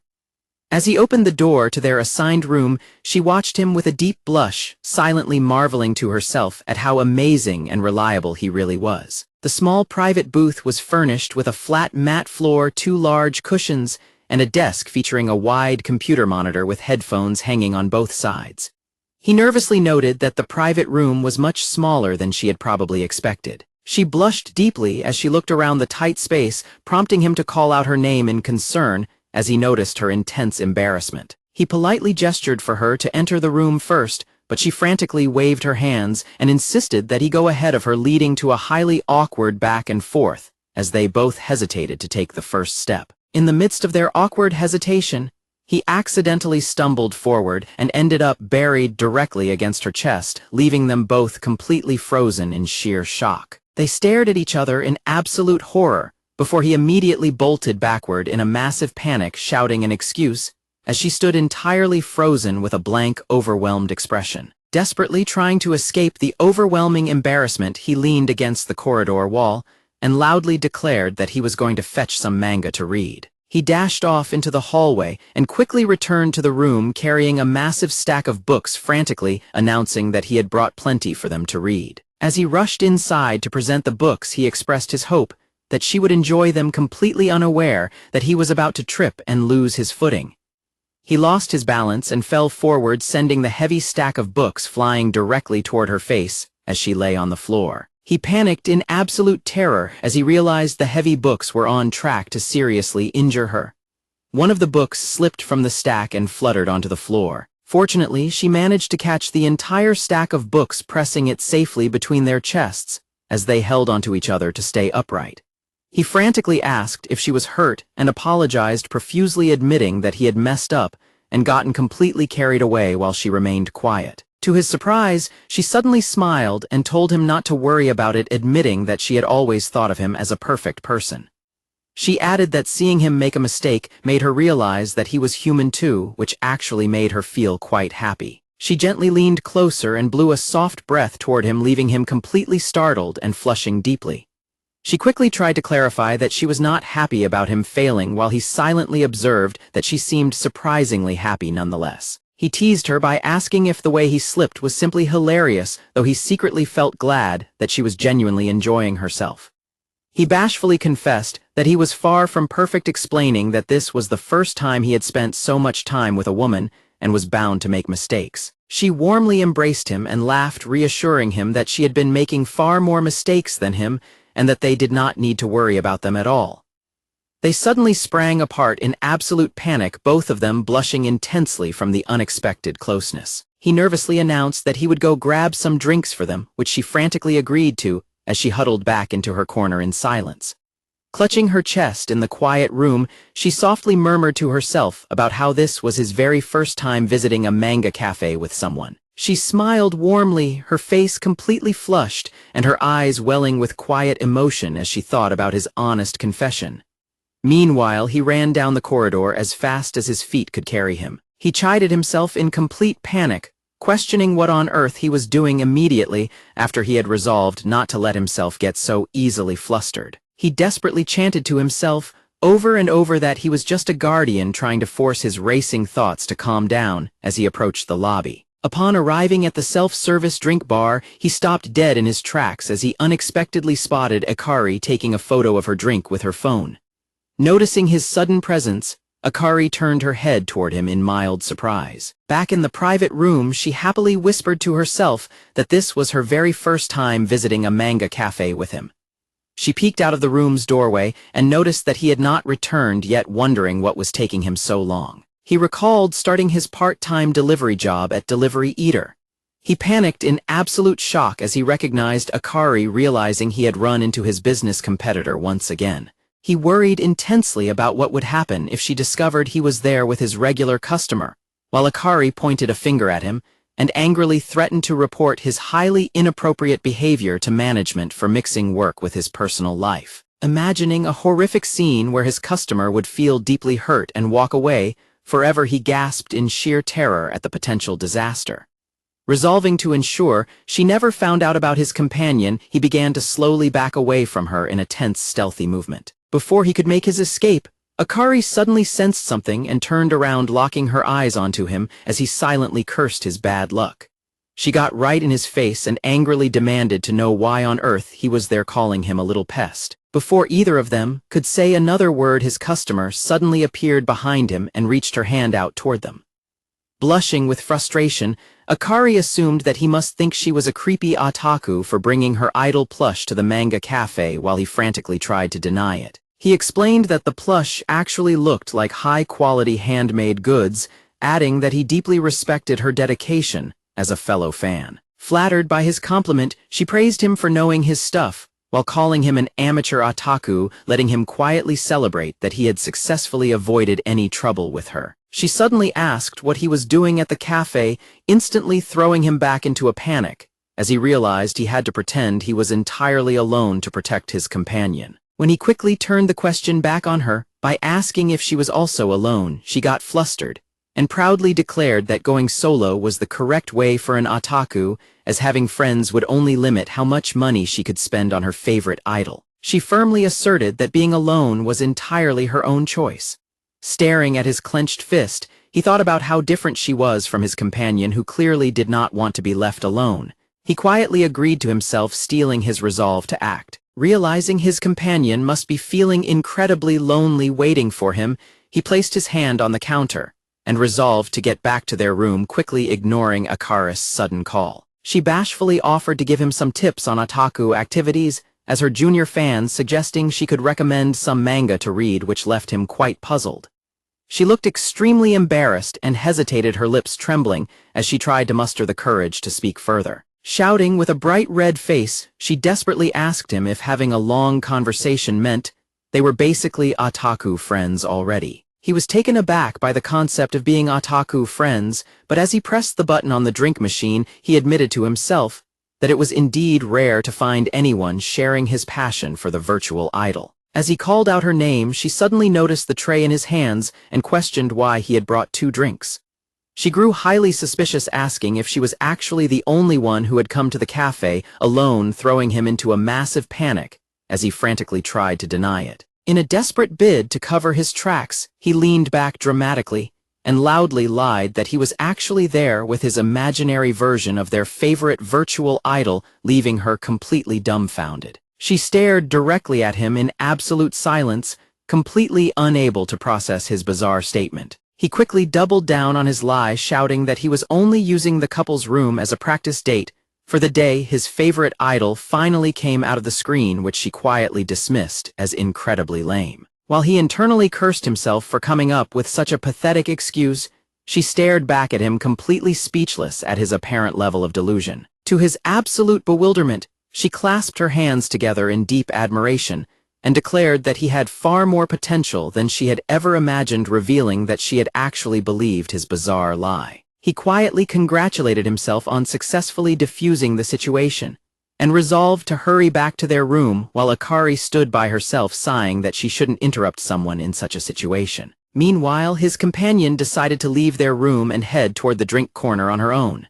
She took slow, nervous breaths, whispering to herself that she had made it there by pushing past her social anxiety. She cheerfully called out to him, announcing she had come to pick him up and offering to carry the drinks, which left him absolutely thrilled and amazed that she had managed to step outside by herself. She blushed and thanked him warmly, feeling incredibly happy and holding her cheeks as he smiled back at her with genuine pride. She realized that by seeing his human flaws and mistakes someone as insecure as her might actually be able to grow closer to him over time. Her eyes sparkled with deep gratitude and happiness as she stared warmly at him. She called his name with a bright smile, and he beamed back at her, completely unaware of the looming trouble behind them. Akari suddenly stood directly behind him, confidently declaring that he was quite a remarkable person and fully deserved to be her otaku friend, while his companion watched them from just a few feet away. His companion froze completely, her eyes widening in pure shock as she witnessed their sudden familiar interaction. She stumbled backward and leaned heavily against the wall, clutching her chest as she watched him and Akari interacting in the distance. She despaired over how easily Akari had managed to become his friend, remembering her own painful struggles and her quiet wish to someday talk to normal people. Deciding that she could not bear to get in his way, she turned around and ran back down the hallway in tears. In her blind panic, she tripped and collapsed flat on her face in the middle of the empty corridor, groaning in pain. She recalled his kind words, reassuring her that it was perfectly fine to take things one step at a time, even if she was not perfect. Sobbing uncontrollably on the floor, she lamented that she was not even close to being a normal person. He cheerfully slid open their room's door to deliver the drinks, only for his smile to instantly vanish as he looked inside. He stood alone in the empty private booth, completely dumbfounded to find her gone, leaving behind a stack of cash and a handwritten note thanking him for their time together. He rode his bicycle on his delivery route, recalling how he had recently started a part-time job at Delivery Eater. He worriedly noted that his regular customer, the older woman, had suddenly stopped placing any food orders recently. He began to frantically overthink their outing at the manga cafe, anxiously wondering if he had behaved too weirdly by acting like her guardian and if she now hated him because of it. He paused on the street and shook his head, convincing himself that she would never suddenly disappear over something so trivial. He reasoned that as long as she was managing her life on her own, it should be enough wondering if she simply no longer needed his delivery service, and that his job was finally done. However, his thoughts quickly spiraled to the worst-case scenario as he worried that she might have collapsed from hunger or met with some accident inside her home. Unable to shake his anxiety, he rushed directly to her apartment building and stood outside her floor, clutching his head in sheer panic. He suddenly realized how incredibly creepy it was to show up at her apartment without a delivery order or an appointment, feeling exactly like a stalker. He slapped his hands against his head in frustration, desperately trying to snap himself out of his hesitation. Steeling his resolve, he firmly decided that he was going to go ahead and meet her regardless of how awkward it might be. He reminded himself that he had to return the excessive amount of money she had left behind at the manga cafe, so he pressed her doorbell and waited anxiously outside her apartment door. He flinched in surprise as the door suddenly unlocked and began to creak open. Hearing a strange rustling sound from the doorway, he nervously called out to her. He let out a terrified scream as a mysterious figure draped entirely in a heavy futon slowly emerged from the dark apartment. She stood in her doorway with her futon draped over her head, looking utterly exhausted and despondent, which left him completely flustered and shocked by her state. He frantically apologized for showing up unannounced and started explaining about the money from the cafe, but he froze in sudden shock as he spotted dark splattered stains on the floor inside her entryway that looked like blood. Imagining a horrific scenario where she had harmed herself, he gasped in terror and cried out her name while she simply stared back at him with hollow, lifeless eyes. She suddenly burst into loud, desperate tears under her futon, completely catching him off guard. She tearfully shook her head and confessed that she had simply wanted to be a normal person, leaving him highly confused about what was actually going on. It turned out that the dark stains on the floor were actually just food splatters from a massive pile of dirty, unwashed dishes and pots overflowing on her kitchen counter. He stared at her in utter realization, finally processing her explanation of what had actually occurred. She explained that she had desperately wanted to act like a normal person and had even tried cooking but failed miserably. When she admitted that the sauce had literally exploded on her, he gasped in complete disbelief. He realized with relief that the blood on the floor was actually just spilled sauce, as she explained that she had rushed to clean it up, and frantically grabbed the first thing she could find to wear when he unexpectedly rang the doorbell. She shamefully admitted that in her complete panic, she had simply grabbed her futon, leaving him to dryly question why on earth she would choose a futon of all things. She remained silent, tightly clenching her lips as she struggled to hold back her rising emotions. She softly apologized for disappearing so suddenly from the manga cafe last time. She confessed that she had panicked and felt deeply embarrassed about her inability to do normal things like other people, which was why she had ultimately run away. Crying bitterly, she admitted that being with him was incredibly fun and that she had ended up relying on his endless kindness far too much instead of trying harder herself. She wept as she called herself complete trash, prompting him to stare at her in deep sympathy and concern. He listened quietly as she admitted her strong desire to become a normal person, reflecting on her wishes to comfortably speak with salesmen and successfully cook her own meals.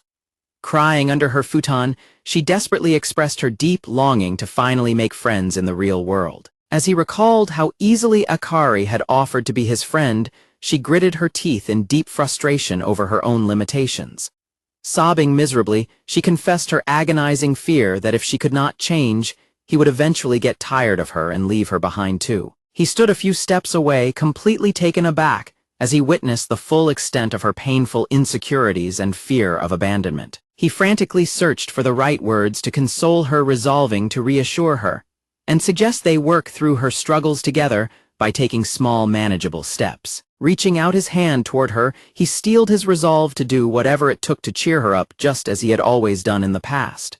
But as he looked at her tear-streaked face, he hesitated, noticing how much pain she was currently trying to hide. He felt a deep pang of sympathy, realizing that she was desperately forcing a smile to appear normal, which was exactly how he used to behave. He remembered typing a message in her live stream chat about how hard it was to force a smile, recalling how her virtual avatar on screen had gently responded to his words. He stared at his phone screen in sheer shock, his eyes wide in sudden realization. Realizing that words alone would not be enough, he closed his eyes, steeled his resolve, and bowed deeply to her in a heartfelt apology. While remaining bowed down, he loudly declared that he absolutely did not care about any of those things. She gasped and peeked out from her futon, her eyes wide with total shock at his sudden outburst. He suddenly lunged forward and grabbed her face between his hands, passionately shouting that she had gotten it all wrong, which left her completely stunned. Looking directly at her with a heavy blush, he resolved that he finally needed to express his genuine, true feelings to her. He softly explained that it did not matter to him at all whether she was normal or not. He insisted that it did not matter if she was different from everyone else, firmly declaring that none of those things made any difference to him. She stared at him in complete disbelief as he confessed that all he truly wanted was for her to be happy. Her eyes welled with fresh tears as she took in his heartfelt words, completely overwhelmed by his kindness.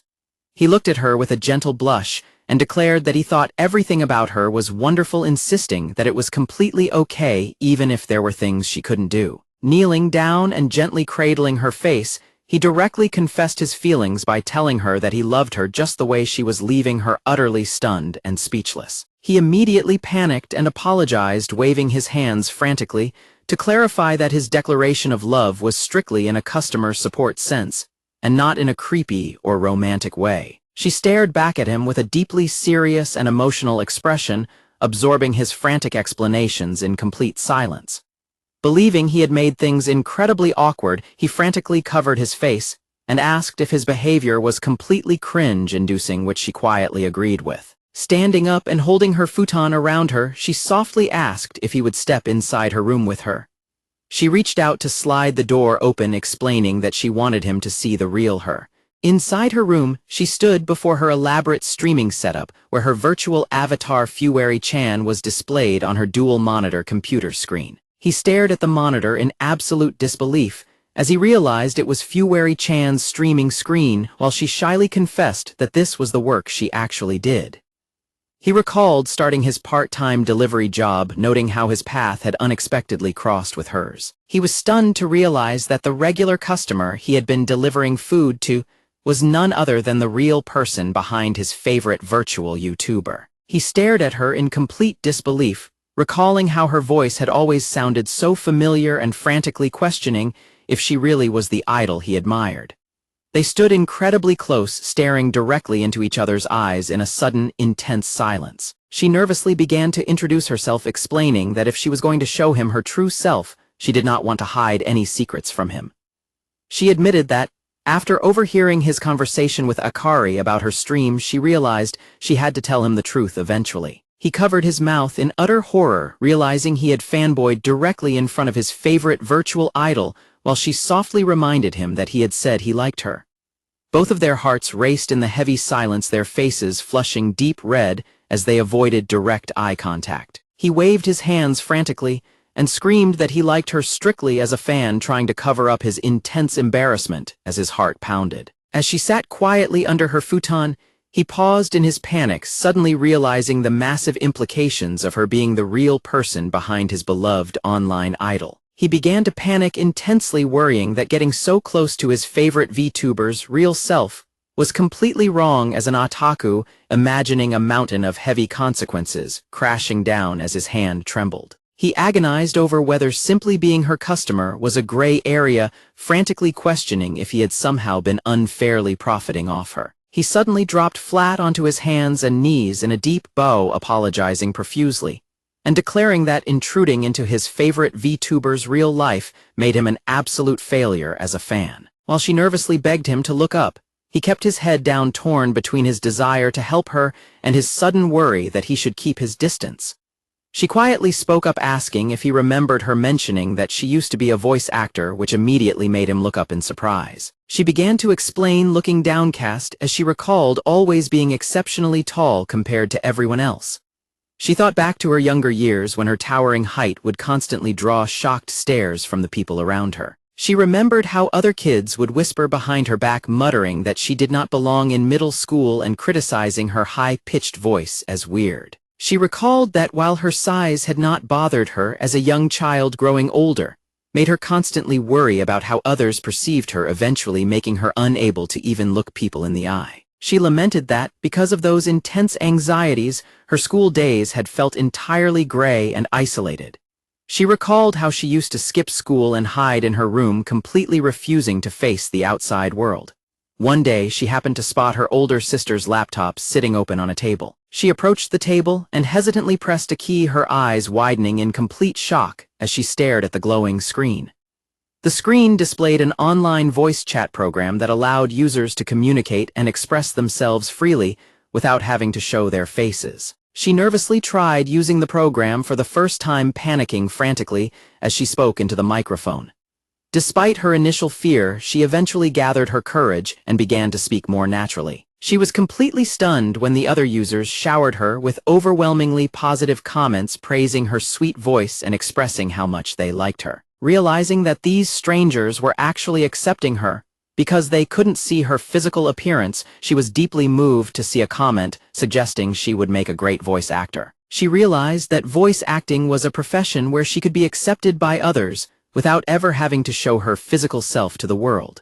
Hoping that she could finally start her life over like everyone else, she enrolled in a voice acting academy and began practicing her scripts. At the academy, she stood up to practice her script in front of her classmates, feeling highly nervous and self-conscious. Her hard work finally paid off when she passed her audition and received her next script, with her agency manager praising her dedication and predicting she would land a major role soon. She was filled with joy and excitement as she held the script close, smiling brightly. As she happily walked down the hallway carrying her script, she was completely unaware that others were watching her and muttering about her height. Nearby, 2 other aspiring voice actors maliciously gossiped about her, accusing her of faking her timid personality and pulling strings with producers to secure jobs. Overhearing their cruel words, she froze completely behind a corner, her face turning pale with sudden shock and hurt. The classmates continued to spread rumors as they walked away, whispering that someone with no social skills and such massive height must be sleeping her way to success. Tears welled up and streamed down her face as she leaned against the wall in complete despair, shattered by their harsh judgment. Unable to take it any longer, she turned around and ran down the corridor as fast as she could to escape. She retreated back to her apartment and curled up on her entryway floor, weeping bitterly as she realized she had run away from the real world once again. She explained that she had ultimately suffered a severe mental breakdown when the harsh realities of her situation became far too overwhelming to handle. She admitted that she turned to the internet because, online, away from physical judgments, people warmly accepted her and left her sweet comments praising her voice. She decided to design the virtual character of Hanashi and take the plunge to officially start streaming. She confessed that creating and streaming as Hanashi had simply been her desperate way to escape her painful reality. She explained that the incredible support from her online viewers had slowly made her feel that her empty life was worth living and given her the strength to keep moving forward. Looking at him warmly, she confessed that discovering he was actually one of those supportive viewers had made her incredibly happy. She beamed at him with a tearful, warm smile and thanked him very much, catching him completely off guard. She laughed softly and admitted that she still carried lingering regrets about her past school days and felt terrible for constantly causing him so much trouble. He looked down with a highly serious expression, thinking to himself that what he truly wanted was not for her to apologize or disappear. Looking directly at her, he expressed his sincere gratitude and thanked her very much for being the wonderful virtual idol Fuwari-chan. He sat in silence for a brief moment, quietly collecting his thoughts as he blushed slightly. He confessed that he had also stopped going to school back in high school, leaving her completely shocked to learn that they'd a similar past. He explained that her online streams had given him the emotional strength to keep going, enabling him to attend college and work a part-time delivery job just to support her channels. Clenching his fist tightly on his knee, he declared that he desperately wanted to repay her for all the comfort she had unknowingly given him.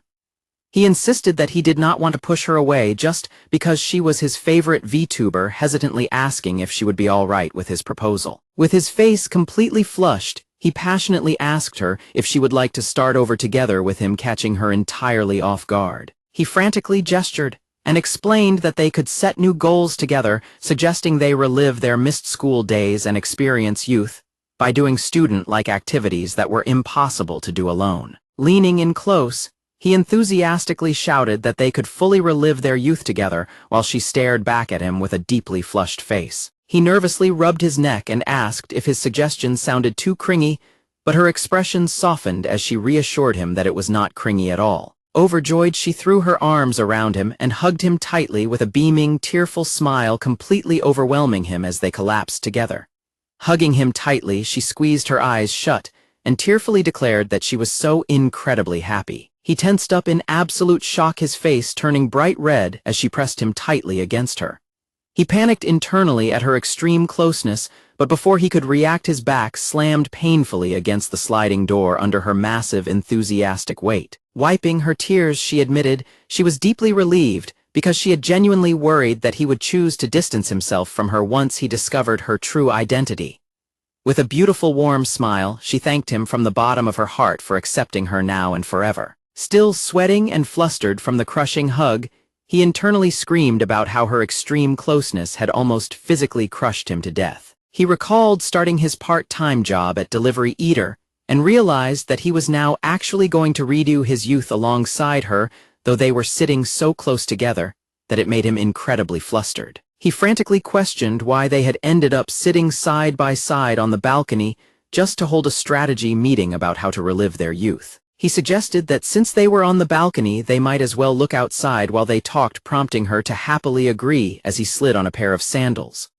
The moment she stepped out into the open, her body began to comically melt under the heat, causing him to scream in sheer panic. She weakly groaned that it had been far too long since she was last exposed to direct sunlight, leaving him completely flabbergasted by her extreme sensitivity to the sun. She explained that she had been so motivated by his idea of redoing their youth that she forced herself outside, insisting that she would be perfectly fine as long as she stayed in the shade. After a brief moment, she managed to calm down by opening an umbrella to shield herself from the sun while he rested against the balcony railing. He handed over her delivery order, prompting her to happily offer him a can of coffee in return, though he watched in mild surprise as she began chugging strawberry milk straight from a large carton. He quietly took a sip of his coffee and pondered their upcoming strategy meeting, wondering how they should go about defining their youth. Looking ahead with a highly serious expression, he admitted to himself that since he had never actually experienced youth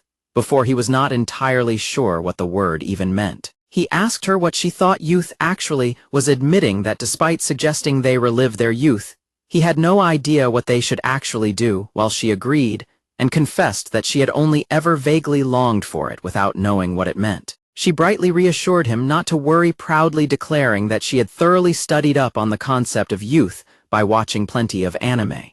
She suggested a classic scenario like sneaking into a school pool at night, which she had seen in her anime studies. He agreed that it was indeed a very common scenario in anime, looking at her as they stood side by side on the balcony. She eagerly brought up another classic rom-com scenario of hiding together in a cramped school locker, describing how the two characters would start to feel each other's breath in the tight space. She got completely carried away, describing how their hearts would start racing until they couldn't look at anything else, prompting him to frantically interrupt and ask if she was daydreaming again. He screamed in panic and firmly declared that they should strictly avoid any plans that involved sneaking into a school building, pointing out that doing so would actually be a crime, which she quickly and nervously agreed with. He then suggested they try something she actually used to do as a student, like club activities, but they both fell into a dejected silence upon realizing that they had both simply been members of the Go Home Club. They stood quietly on the balcony in the shade of her umbrella, both of them feeling a bit lost on how to proceed. She suddenly burst into tears of frustration, lamenting that she should have studied harder about youth, while he frantically waved his hands and insisted that he was the one who should apologize for bringing up such an overly philosophical question. She tearfully confessed her worry that her idea of youth might differ from everyone else's, explaining that she had tried to study it so she wouldn't force him into a boring version, but lamented that her efforts still weren't enough. He suddenly remarked that the breeze felt nice, catching her slightly off guard. He explained that he had always liked the wind coming through the classroom windows and used to wish he could that simple feeling with his friends. He suggested that instead of worrying about society's definition of youth, they should just talk about the things they personally wanted to do back then. As she stared at him with a slight blush, he nervously admitted that his idea felt a little different from typical youth activities. She spoke up and softly suggested that she would like to eat ice cream. She explained that she could never stop for ice cream on her way home because she was always too shy to do it. He excitedly agreed and added that he had always wanted to try commuting by train instead of just riding his bike to school. They both smiled warmly as they continued sharing their simple desires, mentioning how they wanted to have matching items with friends or just go somewhere far away for no reason. He realized that their version of youth could simply be defined by finally doing the things they wanted to do back then, no matter how small those things were. As he rested his hands on the balcony railing, he quietly reflected that simply talking about their wishes like this might have been exactly what he had wanted to experience all along. He smiled warmly with a gentle blush and told her that it felt like they were already living out their youth just by having this simple conversation. With tears of joy welling in her eyes, she beamed back at him with a bright smile and happily agreed that this was exactly what youth felt like. Looking at her with quiet confidence, he declared that they should simply focus on finding their own unique version of youth together. He then suggested that everything they had just talked about could easily be accomplished if they just went on a trip together, prompting her to realize that a trip would indeed cover all their desires. He paused for a brief moment before suddenly lighting up with excitement, enthusiastically agreeing with her realization that a trip was the perfect solution. She fell entirely silent, her face flushing a deep shade of red as the sudden gravity of going on a trip together fully set in. Extremely flustered, she nervously looked away and muttered that she would want it to be like a school trip specifically with him. She instantly panicked and waved her hand frantically, loudly clarifying that she obviously did not mean right away, since she still could not even leave her house, which left him slightly startled as she trailed off in embarrassment. Staring down bashfully, she softly explained that since she had missed out on her real school trip back, then going on one together now would be the perfect way to finally experience riding trains, eating ice cream, and everything else they wanted to do. With her face flushed bright red, she shouted that staying overnight would be a huge step, leaving him completely stunned as he repeated the word to himself. He froze in absolute shock, his mind loudly echoing the massive implication of them staying overnight together. She shyly mumbled that she did not actually dislike the idea, leaving him sweating nervously as he processed her flustered admission. Thrilled by her response, he excitedly pumped his fist and shouted that they should go for it, causing her to cover her mouth in deep, happy surprise. He squeezed his eyes shut and loudly declared that they would have to do it someday, firmly resolving to take action.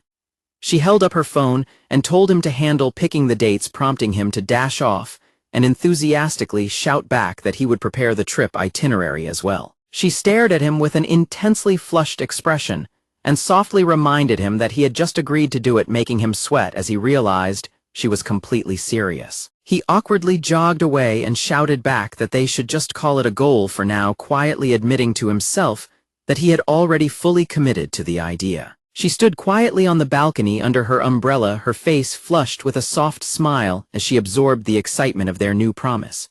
Dressed in a hoodie and a baseball cap, she slowly pushed open her heavy apartment door and peeked outside with a highly serious expression. Meanwhile, he reflected on the fact that he had recently started working a part-time job at Delivery Eater as he handed over a plastic takeout bag to his customer.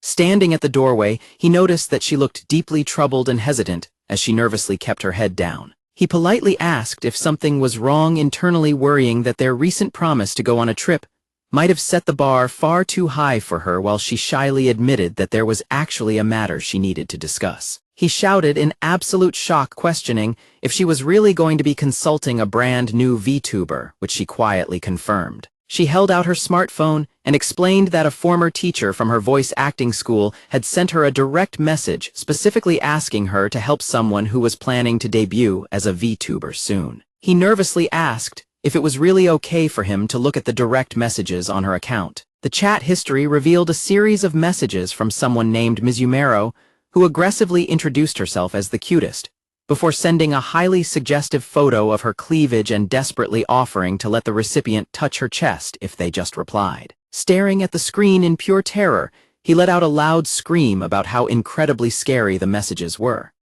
He frantically bowed and handed the phone back to her, loudly declaring that the entire conversation looked exactly like a shady scam solicitation. While she nervously stammered over her words, he imagined Akari absolutely losing her temper over such lascivious behavior, making him sweat with anxiety. He yelled out in complete shock as she quietly revealed that she was actually going to meet this person. He stammered in disbelief, but she explained that the request came through her old teacher, who had always been very helpful, so she wanted to return the favor and help if she could. She paused for a moment, softly adding that there was another reason besides her teacher. Blushing heavily, she confessed that she really wanted to go on their school trip together, which meant she needed to practice and get much better at talking to people before then. He stood frozen in the hallway, staring at her in complete silence as he realized just how seriously she was taking their promise to go on a trip. She nervously admitted that she was still a little scared about going to meet the new person. As she looked down with a highly anxious expression, he silently clenched his hand into a tight fist. Driven by sudden resolve, he reached out and firmly grabbed her hand, his face flushing deeply. Blushing with teary eyes, she clutched his hand with both of hers and softly pleaded for him to come with her. He froze completely, his eyes widening in pure shock as a heavy blush spread across his face. Snapping out of his daze, he enthusiastically shouted that he would absolutely go with her, leaving her pleasantly surprised. Beaming with joy, she pulled out a massive wad of cash to pay for his troubles, causing him to internally panic over her trying to hand him money again. He frantically waved his hands to refuse the cash, telling her to consider it payback for the coffee she had given him, while silently worrying that the direct messages looked far too sketchy to trust. Fearing that she might end up having a terrible experience, he firmly resolved not to let her go alone, deciding that he would step up not just as her manager. He dramatically envisioned himself suited up with sunglasses, fully determined to act as her personal bodyguard. They eventually arrived at a quiet, deserted playground park late at night. He shouted in utter disbelief, questioning why on earth they were meeting at a park late at night while she stood timidly behind him. She shyly explained that she was the one who suggested the location, reasoning that meeting at a cafe would be too overwhelming, and her nervous fidgeting would just make her look creepy to everyone. He sweat dropped in absolute disbelief, completely dumbfounded that she was worried about looking creepy instead of her own safety. He anxiously wondered to himself what kind of person this Mizumelody actually was, picturing a highly suggestive silhouette based on the bizarre messages she had sent earlier.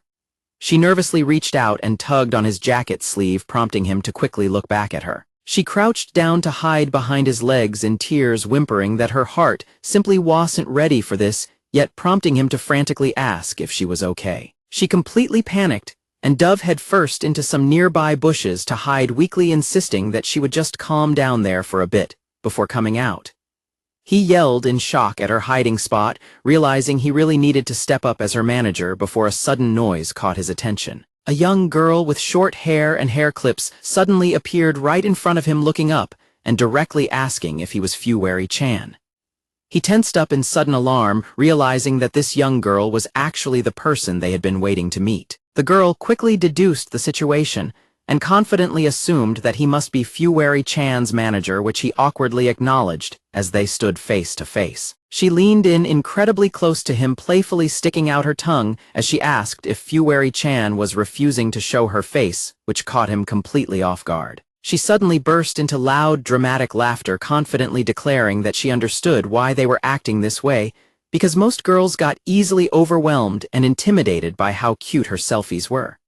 She looked down at him with a smug, teasing expression, leaving him completely dumbfounded. He internally questioned what was wrong with her and wondered if he was being looked down on, only for her to suddenly ask if he was just a middle schooler, because he seemed far too young to be a manager, which prompted him to angrily clarify that he was actually a college student. Their bickering was suddenly cut short as Fuwari-chan slowly stepped out from the bushes behind them, casting a dark, menacing aura that left Mizumero completely frozen in sheer shock. Mizumero was instantly seized by absolute terror, screaming in her head that she was going to die, while Fuwari-chan stared at her in complete bewilderment. The manager formally introduced Fuwari-chan, who offered a very quiet, hesitant greeting prompting Mizumero to instantly abandon her arrogant attitude and nervously apologize while introducing herself as Mizum, which left the manager amazed at how quickly her tone had shifted. Although she maintained an incredibly intimidating and silent expression, the manager quickly realized that Fuwari-chan was actually completely frozen with fear herself. Mizumero nervously stammered as she asked if she was truly Fuwari-chan, admitting that she had no idea her favorite creator was such a cool-looking older sister, while Fuwari-chan kept completely silent in response. Fuwari-chan softly thanked her for taking the time to meet, to which Mizumero quickly responded with high praise, complimenting her on being so pretty and stylish, and noting that virtual creators were famously attractive in real life. However, Fuwari-chan's continued intense and silent stare only ended up terrifying Mizumero once more, causing her to scream in panic. Mizumero trembled with anxiety, thinking that the intense gaze of beautiful women was absolutely terrifying, and she panicked upon realizing that someone so cool was actually asking her for guidance. Trying to ease the tension, the manager quickly stepped in to ask about the consultation they had planned, which prompted a highly flustered Mizumero to try to calm down and focus on the discussion. The manager explained that Melone wanted to become a virtual creator, and Melone eagerly chimed in that she had been a long-time fan of Fuwari-chan and had been deeply inspired by her. Melone explained that Fuwari-chan was incredibly cute, had a wonderful voice, and always gave her so much energy, which made her firmly believe that she had to seek her out for guidance. Melone nervously stammered as she tried to form her words while Fuwari-chan quietly waited for her to get to the point. Melone put on a highly cute act as she directly asked if Fuwari-chan would be willing to give her some advice on how to start out. Both Fuwari-chan and the manager stood completely frozen, utterly dumbfounded by her sudden dramatic change in attitude. Melone pulled out her phone to show them her viral selfie account, boastfully explaining that, while she was highly skilled at making her photos go viral, she was still a complete rookie when it came to being a virtual creator. Melone explained that while she had created her virtual account, it was not active yet, confidently assuming that Fuwari-chan would be thrilled to teach someone as cute as her, which prompted the manager to frantically interrupt and question what this consultation was actually about. Melone happily listed off ideas like exchanging messages, having long phone calls, and collaborating on projects, leaving them both increasingly suspicious of her true motives. Melone proudly declared that Fuwari-chan would be gaining the exclusive right to talk to her, and asked if that didn't make her incredibly happy, leaving the manager sweating as he nervously turned to ask Fuwari-chan how she wanted to handle the situation. Fuwari-chan was left completely speechless and could only stammer out a few incoherent syllables, prompting the manager to worry about how overwhelmed she was. Misunderstanding Fuwari-chan's silent shock, Melone instantly panicked and burst into tears, apologizing profusely for sounding so arrogant and tearfully admitting that her virtual account was actually not growing at all on her own. Melone nervously asked if they could at least start by exchanging their contact information, but before they could answer, she suddenly gasped with a new idea and firmly grabbed Fuwari-chan's arm, prompting the manager to yell in surprise. Clinging desperately to Fuwari-chan's leg, Melone blurted out in a panic that she would even let her touch her chest if she agreed to help, which left both Fuwari-chan and the manager completely frozen in silent shock. A heavy dead silence fell over the dark park as Melone remained on her knees holding her leg, with neither Fuwari-chan nor the manager knowing how to react to her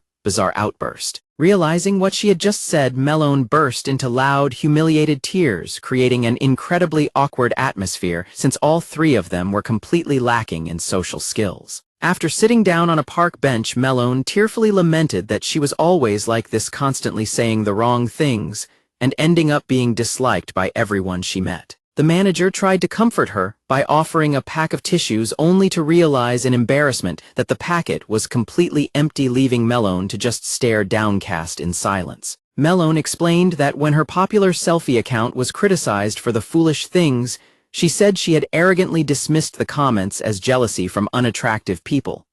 But she now painfully realized that her critics had been entirely correct about her lack of substance. She admitted that she had been completely obsessed with her physical appearance, despite having absolutely no inner substance, a harsh reality that she had already known deep down. She confessed that the more she realized her own emptiness, the more desperately she had clung to her physical appearance, because she felt it was the only valuable trait she had, which eventually made her life completely unbearable. Both Fuwari-chan and the manager listened in somber silence, quietly absorbing her painful confession as she sat dejectedly on the bench. Melon concluded that she had hoped becoming a virtual creator would allow her to rely solely on her inner personality, rather than her looks, believing it would finally help her change and become a person she could actually respect, which struck a deep, familiar chord with Fuwari-chan. Melon tearfully explained her hope that she could make real friends and eventually go outside to talk to people, even offering to make it a paid job if they would agree to be her conversation partners. The manager looked at her in surprise and asked to clarify if all she really wanted was to make friends. Melon shouted defensively, asking if wanting friends was so bad, and immediately apologized for trying to force them to exchange contact information. Fuwari-chan stepped forward and quietly offered to exchange contacts with her. Fuwari-chan tearfully confessed that she also knew what it was like to have no friends, which surprised the manager to hear her speak up. He then agreed that they could at least exchange contact information, even if they couldn't become friends right away.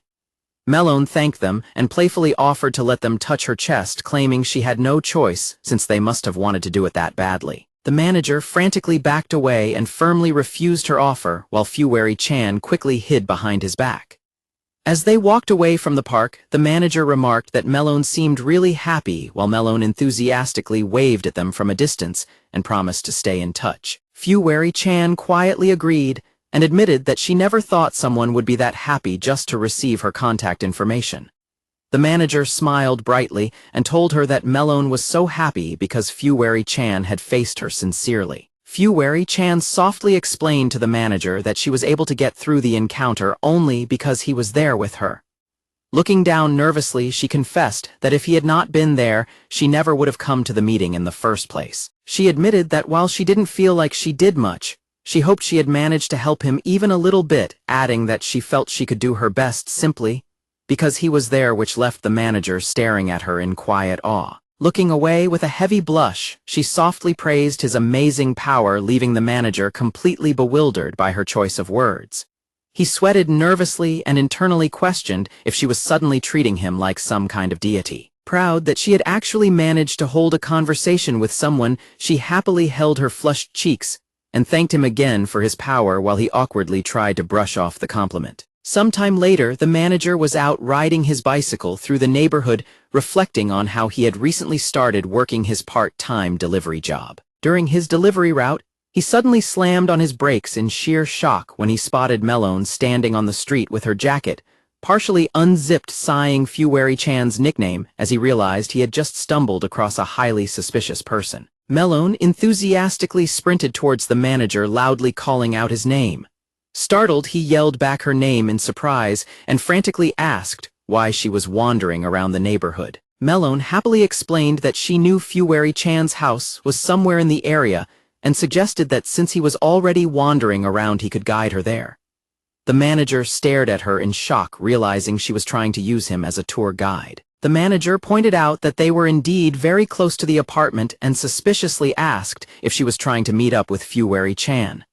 Melon winked playfully and confirmed that she was. The manager looked down at his phone with a sweat drop, recalling her very business-like text messages where she directly asked for details about streaming equipment and sent links noting how straightforward she was. Despite her aggressive approach, the manager reflected that Fuwari-chan had actually been interacting with Melon quite a bit recently. He quietly praised Fuwari-chan in his mind for working so hard to socialize. Melon hummed happily to herself with a satisfied expression, while the manager simply stared at her in mild confusion as they stood on the street.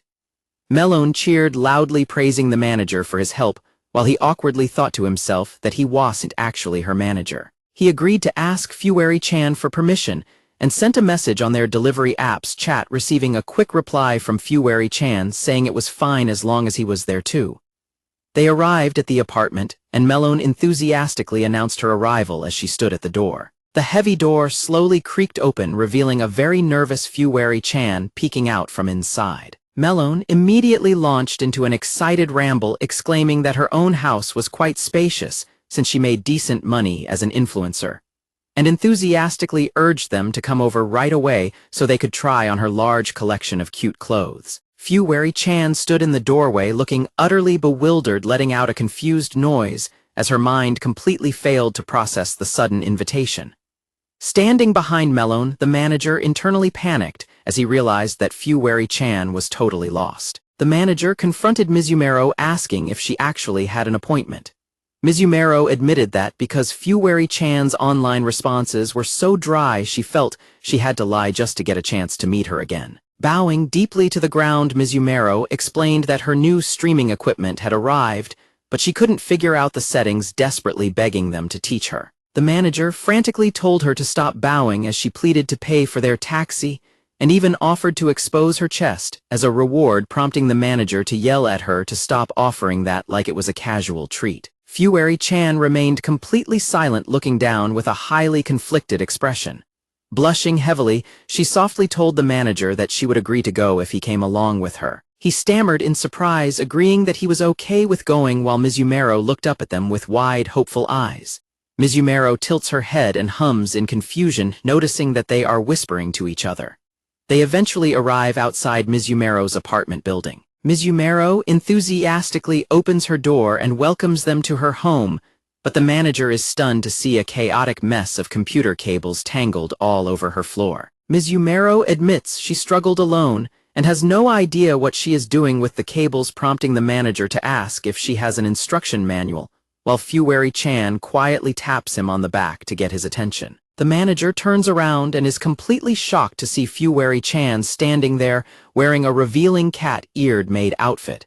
They both freeze in absolute embarrassment, staring at each other in stunned silence. Fuwari-chan begins to tremble intensely and opens her mouth silently in panic, prompting the manager to nervously ask what is wrong. Fuwari-chan suddenly screams an apology for looking so revealing, explaining that she was trying to act out a cute maid role for her master, but immediately becomes too overwhelmed to continue. Her self-esteem completely collapses under the pressure, causing her to gloomily mutter that she is not cute at all and should just spend her life licking the soles of shoes, while the manager sweat drops at her sudden despair. When the manager asks why she put the outfit on in the first place, she frantically blushes and claims that she tripped and slipped on a cable, showing her ankle caught in the wires as her excuse. Suddenly, Fuwari-chan loses her balance and crashes directly on top of the manager on the floor, landing incredibly close to his face. The manager panics and yells at her to at least get up before she starts speaking, while secretly wondering if this entire situation was actually set up by Mizumero. The manager suspiciously wonders if the two of them teamed up to play a prank on him, while Mizumero happily hopes that the situation will help them get along much better. Despite her extreme embarrassment, Fuwari-chan leans in close and determinedly declares that she will still serve him, leaving the manager even more flustered. Fuwari-chan's eyes begin to spin as she becomes completely overwhelmed by her own bold declaration, while the manager stares back at her in absolute shock. Unable to handle the intense situation any longer, the manager squeezes his eyes shut and loudly shouts that she is not acting like herself at all. Her sudden outburst is cut short as she blinks in surprise, quietly looking down at him as his words sink in. Immediately regretting that he raised his voice, the manager panics and frantically runs out of the room while apologizing, leaving Fuwari-chan sitting alone on the floor. In the hallway, Mizumero is caught listening to her phone as she receives instructions to make the seduction more emotional, only to gasp in surprise when she notices the manager standing right behind her with a dark glare. Mizumero bursts into tears and cries out that she has been caught, while the manager angrily calls out her name for orchestrating the entire setup. Mizumero bows deeply and apologizes, explaining she got carried away because she found a costume from her selfie account and wanted to help Fuwari-chan get closer to the manager, but feels terrible for dragging Fuwari-chan into her plan. The manager looks at Fuwari-chan in surprise, realizing that she actually wanted to get along better with him. Fuwari-chan blushes intensely as she shyly explains that Mizumero only wanted to help make their friendship happen, while the manager quietly reflects on the fact that she still considers him her manager. The manager apologizes for shouting so loudly earlier, admitting that his sudden outburst must have been highly unpleasant for her. Fuwari-chan looks at him with a silent, serious expression as she absorbs his apology. Fuwari-chan suddenly declares that she is going to go change out of the outfit and firmly asks Mizumero to assist her, leaving a nervous Mizumero to quickly agree. The manager waits alone in the room, feeling slightly awkward. Sometime later, they focus on setting up the streaming equipment, and a progress bar loads on the computer screen. Once the setup is complete, Mizumero enthusiastically cheers that the equipment is fully synced with her virtual avatar, leaving all of them highly impressed by how well it works. While Mizumero tearfully thanks them for their incredible help, the manager silently praises Fuwari-chan's efficiency as a professional streamer, though his thoughts are interrupted when Fuwari-chan quietly brings up what happened earlier. Fuwari-chan shyly touches her chest and thanks the manager for telling her that her acting earlier was not like her. The manager is left completely stunned and lets out a confused sound in response. When the manager asks why she is thanking him, Fuwari-chan explains that true acceptance is not just about blindly agreeing with everything, but also about pointing out when something is wrong. She adds that his honesty made her feel like he was truly looking at her and properly facing her, which made her incredibly happy. The manager frantically waves his hands and stammers in embarrassment, trying to explain that his reaction was not meant to be that deep. Later, the manager reflects on how Fuwari-chan and Mizumero were communicating without his knowledge, admitting that while he is glad they are getting along, he also feels slightly conflicted about it. He suddenly shouts out in frustration, realizing that he has gotten overly confused and emotional entirely on his own. Mizumero curiously asks if his conflicted feelings simply mean that he was jealous, catching the manager and Fuwari-chan off guard in the hallway. The manager blushes intensely, completely unable to speak, as he gets incredibly flustered by her blunt question. Fuwari-chan falls into a quiet, thoughtful silence as she listens to their exchange. Fuwari-chan's eyes widen, and she blushes intensely, completely stunned by Mizumero's suggestion. To break the awkward tension, the manager quickly raises his hand and suggests that they head back, to which Fuwari-chan immediately agrees while covering her flushed face in sheer embarrassment.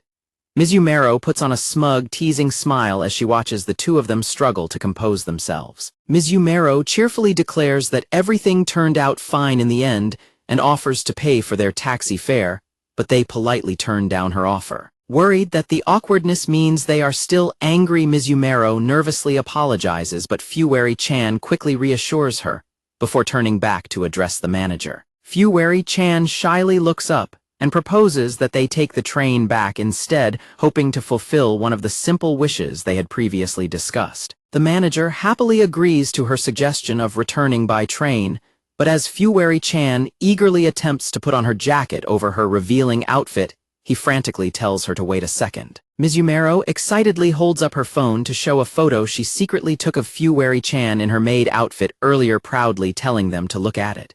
Fuwari-chan is instantly struck with absolute shock and horror upon seeing the secret photo. When the manager asks when she managed to take it, Mizumero happily explains that she snapped it before Fuwari-chan changed, because it would have been a waste not to confidently asking if her photography is amazing. The manager loudly scolds her for taking a secret candid photo, causing Mizumero to fluster and defend herself by saying she did it because Fuwari-chan looked so cute, while Fuwari-chan remains frozen in silent embarrassment. Looking downcast, Fuwari-chan quietly admits that she is terrible with photos and dislikes having them taken, feeling that someone like her shouldn't be captured on camera. She tearfully laments that any pictures of her will only end up looking like a monster photo album, completely sinking into self-deprecation.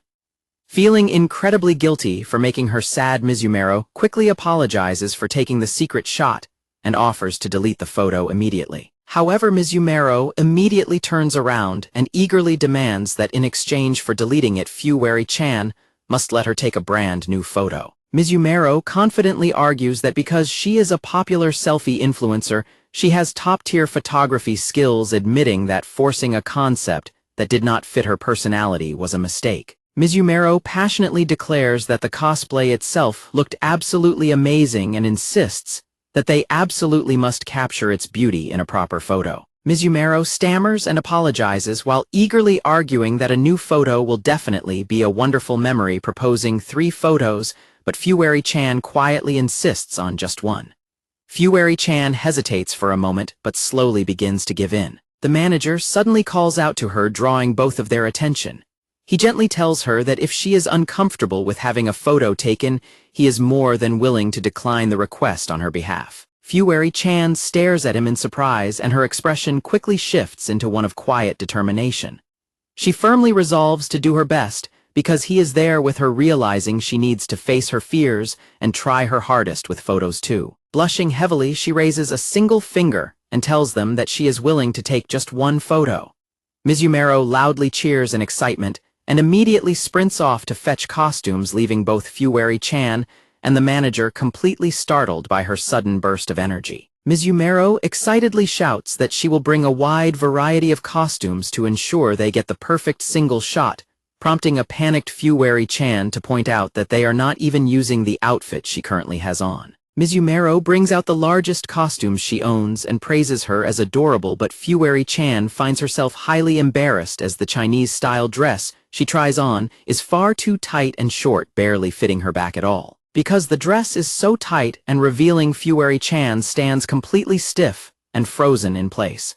Mizumaro brightly declares that she will teach the manager her photography techniques to make everything easy to understand, while he reluctantly agrees. Explaining that she will start by taking a random shot from a high angle, Mizumaro climbs up onto a rolling chair while the manager holds it steady and Fueri-chan waits nervously. Looking at the resulting photo on her phone, the manager quietly observes that Fueri-chan does not look like her usual self at all. Mizumaro quickly points out that shooting from directly above makes the legs look too short and distorts the face, explaining that they need to adjust the wide-angle lens to 0.8x when capturing a full-body shot. She demonstrates that holding the camera at chest height and tilting it slightly is the correct way to shoot, as it naturally makes the legs look longer and the face appear smaller. Telling them to watch her technique closely, Mizumaro takes a new shot at chest height, capturing Fueri-chan's stylish figure.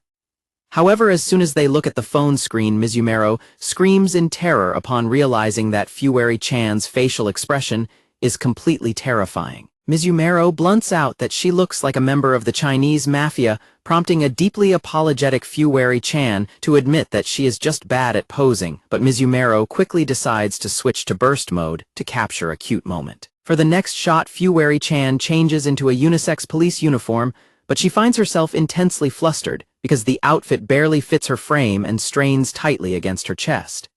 Mizumaro holds up her phone to get a fresh start with the police cosplay, calling out for Fueri-chan to smile. Fueri-chan panics internally over how to smile on command while forcing herself to look at the camera as the tight uniform strains against her. She attempts to smile, but her face becomes completely stiff and intense, prompting Mizumaro to scream that her expression looks far too scary. Realizing all the photos look frightening, Mizumaro thrusts the phone into the manager's hands and commands him to make Fueri-chan smile, causing both of them to descend into a state of sheer panic. The moment the manager holds up the phone to take a picture, Fueri-chan squeezes her eyes shut in embarrassment as a button suddenly pops off her tight uniform. The popped button bounces comically across the floor, leaving all three of them standing in stunned, absolute silence. Overcome with humiliation, Fueri-chan collapses onto her hands and knees to apologize for showing them something so unsightly. The manager frantically waves his hands and insists that he didn't see anything at all, but Fueri-chan remains deeply dejected, muttering that nothing looks good on a monster like her and that trying hard is useless. She quietly murmurs that maybe she shouldn't take the train after all, but her self-doubt is interrupted when the manager softly remarks on how tough that experience must have been for her. Sitting side by side with her against the wall, the manager consoles her by admitting that smiling for photos is genuinely difficult, reassuring her that he also struggles and twitches whenever he tries to force a smile. The manager looks at her and shyly confesses that, while Mizumaro might have found her expression scary, he personally thought the photo from earlier was lovely. He explains that even if she felt she looked bad in the pictures, she was looking directly at the camera, leaving her completely stunned by his words. He smiles warmly and adds that her effort showed in the photo, making her look both dignified and cool. Staring at him in deep surprise, she blushes intensely as she realizes that he really is properly looking at her. Just as he finishes speaking, a sudden camera snap interrupts them, and they turn to see a smiling Mizumaro holding up her phone for them to look at. The screen reveals a candid shot of Fuwari-chan and the manager laughing warmly and looking completely happy together. Mizumero triumphantly declares that she captured a perfect two-shot and proudly brags about her flawless timing, leaving Fuwari-chan incredibly flustered and speechless. When the manager sweat drops and points out that she took another secret shot, Mizumero frantically cries out in panic, claiming that she only had good intentions. However, the manager smiles warmly and admits that she is right, calling it a genuinely wonderful photo. Fuwari-chan is left completely wide-eyed and deeply flushed, her heart racing as she processes his heartfelt compliment. Fuwari-chan remains quiet, looking down with a soft blush as her heart beats rapidly. Although she admits she is bad at photos, Fuwari-chan shyly asks Mizumero if she can have the photo later, prompting Mizumero to enthusiastically agree while bragging about her natural photographic instincts. Looking up at the starry night sky, she realizes that taking photos might not be so bad if it is with him, and the picture eventually becomes a cherished family heirloom. On April Fool's Day, Fuwari-chan smugly resolves to play a prank on the manager by lying that she has also started working as a delivery person, giggling to herself at the thought of his shocked reaction. However, she suddenly panics upon realizing that if he takes her lies seriously, he might happily tell her that he won't have to deliver food to her anymore, leaving her utterly horrified. She spirals into absolute panic, worrying that lying to such a kind person might make him think she is a liar, disappoint him, or make him stop delivering to her altogether. And the story skips forward 1 week later. When the manager happily arrives a week later to deliver her food, Fuwari-chan suddenly slams the door open and bursts into hysterical tears as she frantically apologizes. Clinging desperately to him, she begs him not to look at her with disappointment, while the bewildered manager sweat drops and asks what on earth she is talking about, since her overthinking completely ruined her prank. Exhausted after completing a live stream that lasted much longer than usual, Fuwari-chan slumps back in her chair to rest. She pushes past her fatigue, reminding herself that she needs to keep up her usual routine to finish a project that is already almost complete. She works on sewing a custom plush doll made to look like the manager, carefully refining the details of his outfit before deciding she might as well use it for her next stream. Hugging the manager's plush doll tightly, she blushes warmly and resolves to use it to record a sleeping together ASMR stream. She giggles in bed as she listens to her own voice recording of the manager's plushie, wishing her a good night, successfully completing her usual routine. Fuwari-chan is suddenly left completely shocked while scrolling through her phone, stumbling across a post claiming that a 15-centimeter height difference is optimal for the best kissing and hugging experience. Upon realizing that she is actually much taller than the manager, she slumps in disappointment and anxiously wonders if he cares about his partner's height. Desperately wanting to know his perspective, Fuwari-chan crosses her arms and tries to think of a way to find out when a sudden idea strikes her. She sets a chair down and calls out to the manager, asking if he could help her change a light bulb. She nervously claims that she does not know how to change it, to which he readily agrees to help and steps up onto the chair while she stands close by. Seeing him standing on the chair, she calculates their changed height difference and nervously moves in close from behind to see if she can experience what it feels like. Blushing intensely, she softly mutters a question about whether this makes hugging and kissing easier. The manager is left completely bewildered, blinking in confusion as he tries to process her sudden, bizarre question. Mortified by her own words, Fuwari-chan frantically holds her head and tells him to forget she said anything, while the manager simply assumes she was talking about making it easier to change light bulbs, leaving her unable to confirm anything in the end. While live streaming, Fuwari-chan notices a chat comment from a user named Hanashi and immediately assumes the account belongs to the manager. Feeling that the comments match the manager's usual way of speaking, she closely follows the user's chat only to completely panic when Hanashi comments that he is leaving to take a bath. Realizing that he is taking a bath, she abruptly tells her viewers that she is ending the stream and immediately sprints away from her computer. She gets incredibly flustered as she imagines that taking a bath at the same time would be just like bathing together with him, though she wonders if she is overthinking things. She dips her foot into the hot bath water while silently apologizing for the trouble. Sitting in the tub with the manager's plush doll, she finds herself imagining his physique and frantically scolds herself for her thoughts, reminding herself that bathing at the same time does not actually count as bathing together. She continues to soak in the hot tub, slowly becoming incredibly light-headed and flushed. Despite feeling completely dizzy, she stubbornly tries to stay in the water for just a little bit longer. Sometime later, she collapses face down over her desk in exhaustion, reflecting on how her long stream had prompted her to order a massive amount of food from Delivery Eater. Fuwari-chan tries to reassure herself that because she is only getting a takeout bento today, he won't see her devouring her food directly, so it should be fine. The sound of running footsteps approaches the door as she realizes he has arrived, and she opens it to find the manager smiling brightly as he delivers her food. Fuwari-chan stares at the bento bag in awe, her eyes wide with intense hunger as she drools at the thought of eating. She quietly thanks him for his constant help with her deliveries, which he politely brushes off by saying it is no trouble at all.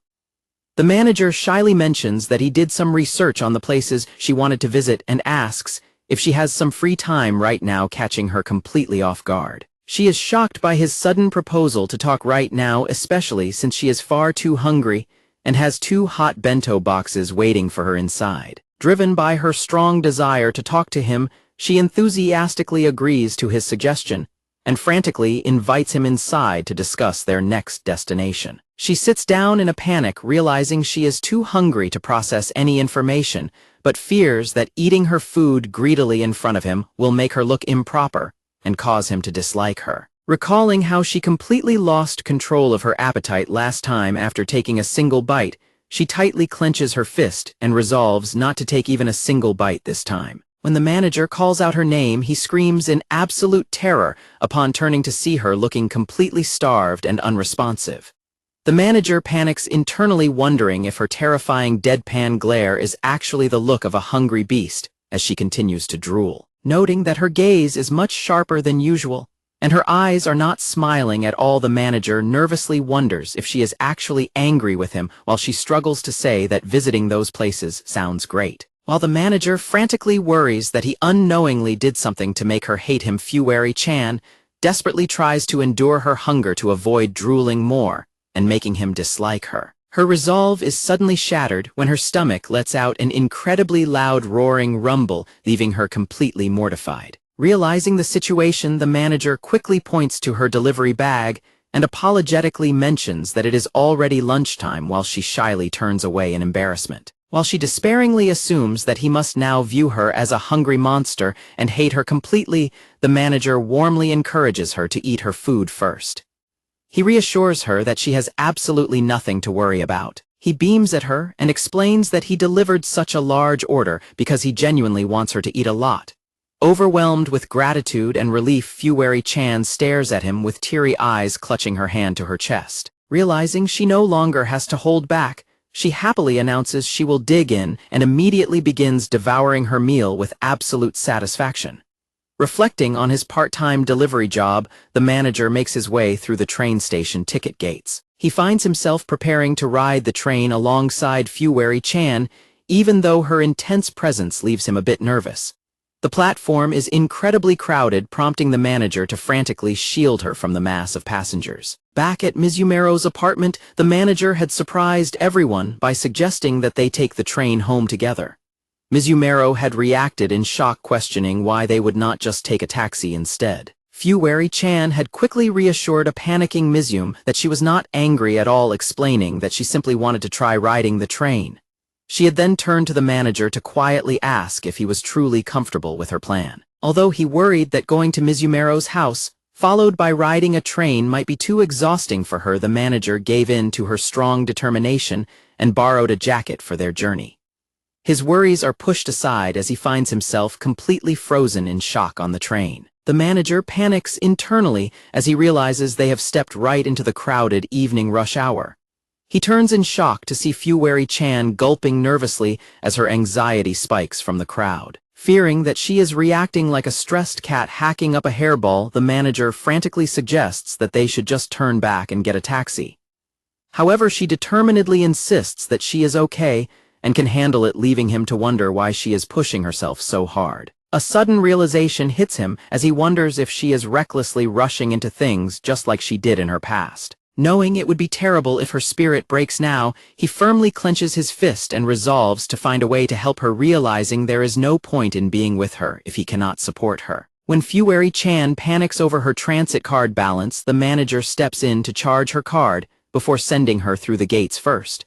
They successfully make it onto the platform, and though people stare at her, the manager lets out a sigh of relief that the transition was relatively smooth. Staring at the tracks, he tells himself that the packed train will be their biggest challenge and firmly vows to protect her.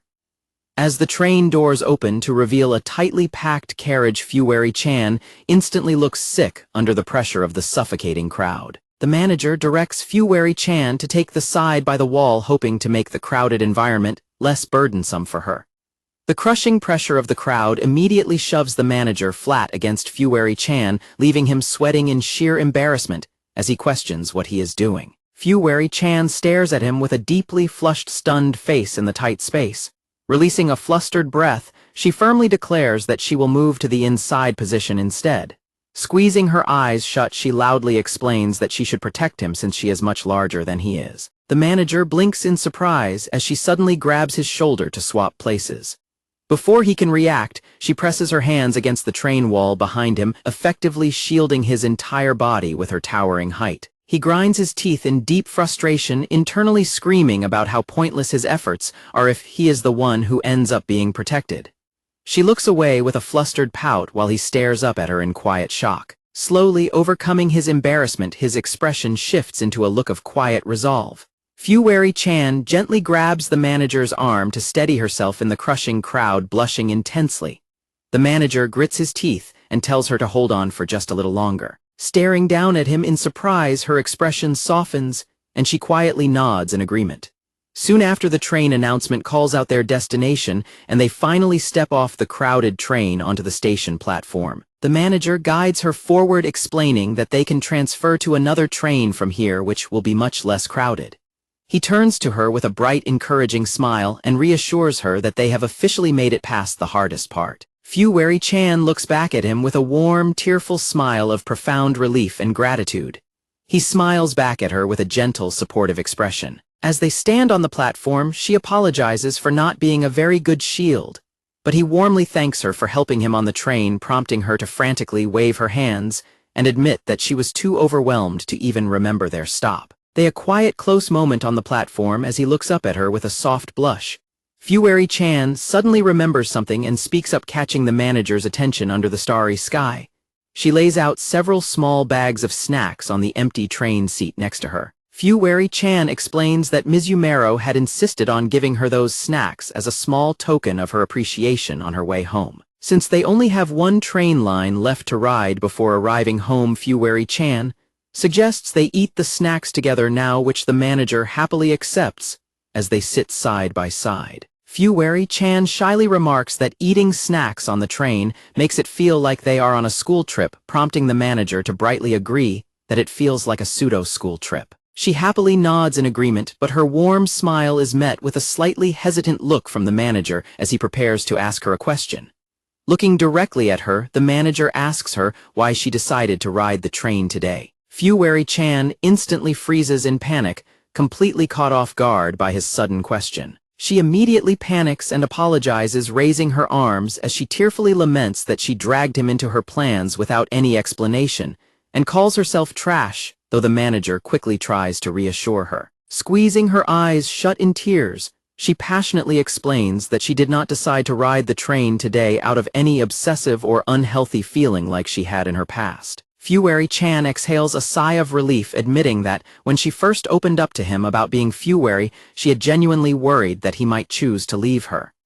She explains that, because of the respectful distance he has always kept as her fan, he has always been incredibly considerate of her. She softly tells him that she deeply appreciates how much he treasured those boundaries, explaining that she completely understands his feelings. Realizing she was so mindful of his attitude, the manager quietly listens as she bashfully admits that because she felt like nothing but trouble, she thought it was only a matter of time before he distanced himself. She trails off for a moment, her voice soft as she notes that instead of stepping away, he did something entirely different. She smiles warmly and expresses her immense relief when she realized he would stand by her side not as a customer or a fan, but simply as himself to redo their youth together. Looking at him with a beautiful blush, she happily confesses that having him beside her makes her feel like she can do her absolute best at anything. The manager is left deeply moved and silent, prompting her to quietly call out his name in concern. He quietly reflects on his past thoughts, realizing that while he believed he had to possess some sort of value or act like her protector to stay by her side, she simply wanted his presence alone. A warm blush spreads across his face as his eyes well with tears of profound happiness at her confession. The manager smiles softly as he quietly realizes that he was so focused on her feelings all this time that he completely neglected his own. In that quiet moment, he makes up his mind and admits to himself that he genuinely wants to stay by her side as well. Overwhelmed by sudden embarrassment, the manager covers his face before suddenly calling out her name, startling her completely. Looking directly at her with a gentle blush, he enthusiastically proposes that they start doing all sorts of things together from now on. Fuwari-chan's face lights up with joy, her eyes widening as a massive blush spreads across her cheeks. She happily agrees to his proposal, but their moment is suddenly interrupted by the vibrating buzz of her phone in her pocket. Her expression turns to one of pure shock as she looks at the screen, prompting a concerned manager to quickly ask her what is wrong. Fuwari-chan stammers, nervously struggling to find her voice, while the manager watches her with a worried expression. She holds up her phone to show him the screen, explaining that she has just received an invitation for a large-scale collaboration, exclusively with other virtual creators, leaving the manager completely stunned. Although the manager enthusiastically congratulates her on the amazing news, Fuwari-chan quickly grows anxious, remembering how she was completely ignored and unable to speak during her last collaborative stream. Fuwari-chan quietly admits she is still traumatized by her past failure, but she suggests that if the manager will stay by her side, she is willing to try again. Covering her intensely flushed face, she asks him if it would be okay for her to try and get her revenge. The manager is briefly surprised before a warm blush spreads across his face as he smiles brightly. He enthusiastically declares that they should definitely go and get that revenge together. Pushing open a heavy apartment door, the manager reflects on his part-time delivery job. Fuwari-chan leans close in her doorway and softly asks him to be gentle with her today, leading him to reflect on how he ended up playing a game with her. The manager is instantly left in complete shock, his face burning bright red at her extreme closeness. Fuwari-chan steps out of her apartment, but the manager instantly panics and flinches backward, realizing how close she is. Even though they are keeping their distance, as they walk inside, the manager's heart pounds wildly as he struggles to comprehend why he is feeling so nervous. He recalls how he has been completely unable to look her in the eye ever since they took the train home together, grabbing his head in deep embarrassment over his own confusing thoughts. He blushes deeply as he questions why he desperately wants to be with her. He clenches his fist in frustration, telling himself that it is completely wrong and immoral to harbor romantic feelings for the real person behind his favorite virtual creator. His internal conflict is cut short when she walks closer and quietly calls out his name. Squeezing his eyes shut, the manager suddenly shouts with intense passion that he will support her with all his might, quickly clarifying that he wants to help make her upcoming game collaboration a success. Staring down at her gaming setup, he firmly reminds himself that his sole purpose is to support her, trying his best to put his personal feelings aside. The manager explains the details of her virtual creator exchange project, noting that she will be participating in a battle royale game this year. Fuwari-chan nervously explains that she will be playing in duo mode, expressing deep worry that she will become a useless decoration like last time, since she has to actively communicate with her partner. Fuwari-chan comically melts onto the table in despair, lamenting that she should not have accepted the invitation, but the manager quickly tries to boost her spirits by telling her to go get her revenge. Fuwari-chan stands up dramatically and raises her arm high, firmly resolving that she will no longer be a useless decoration, while the manager pumps his fist in enthusiastic support. Both of them eagerly agree that the first order of business is to thoroughly learn the game so she can hold her own. With their goal established, they immediately prepare to start playing the game together. Fuwari-chan explains that while the actual tournament is on PC, there is a console version available, and she vehemently objects to his suggestion of playing in separate rooms because she wants to practice properly. She comically hauls her entire heavy computer setup into the living room, leaving the manager completely dumbfounded by her intense determination. When she invites him to play on the sofa next to her, the manager sits down but suddenly freezes as his anxiety flares up. They sit shoulder to shoulder on the couch, leaving them both intensely flustered by their extreme physical closeness.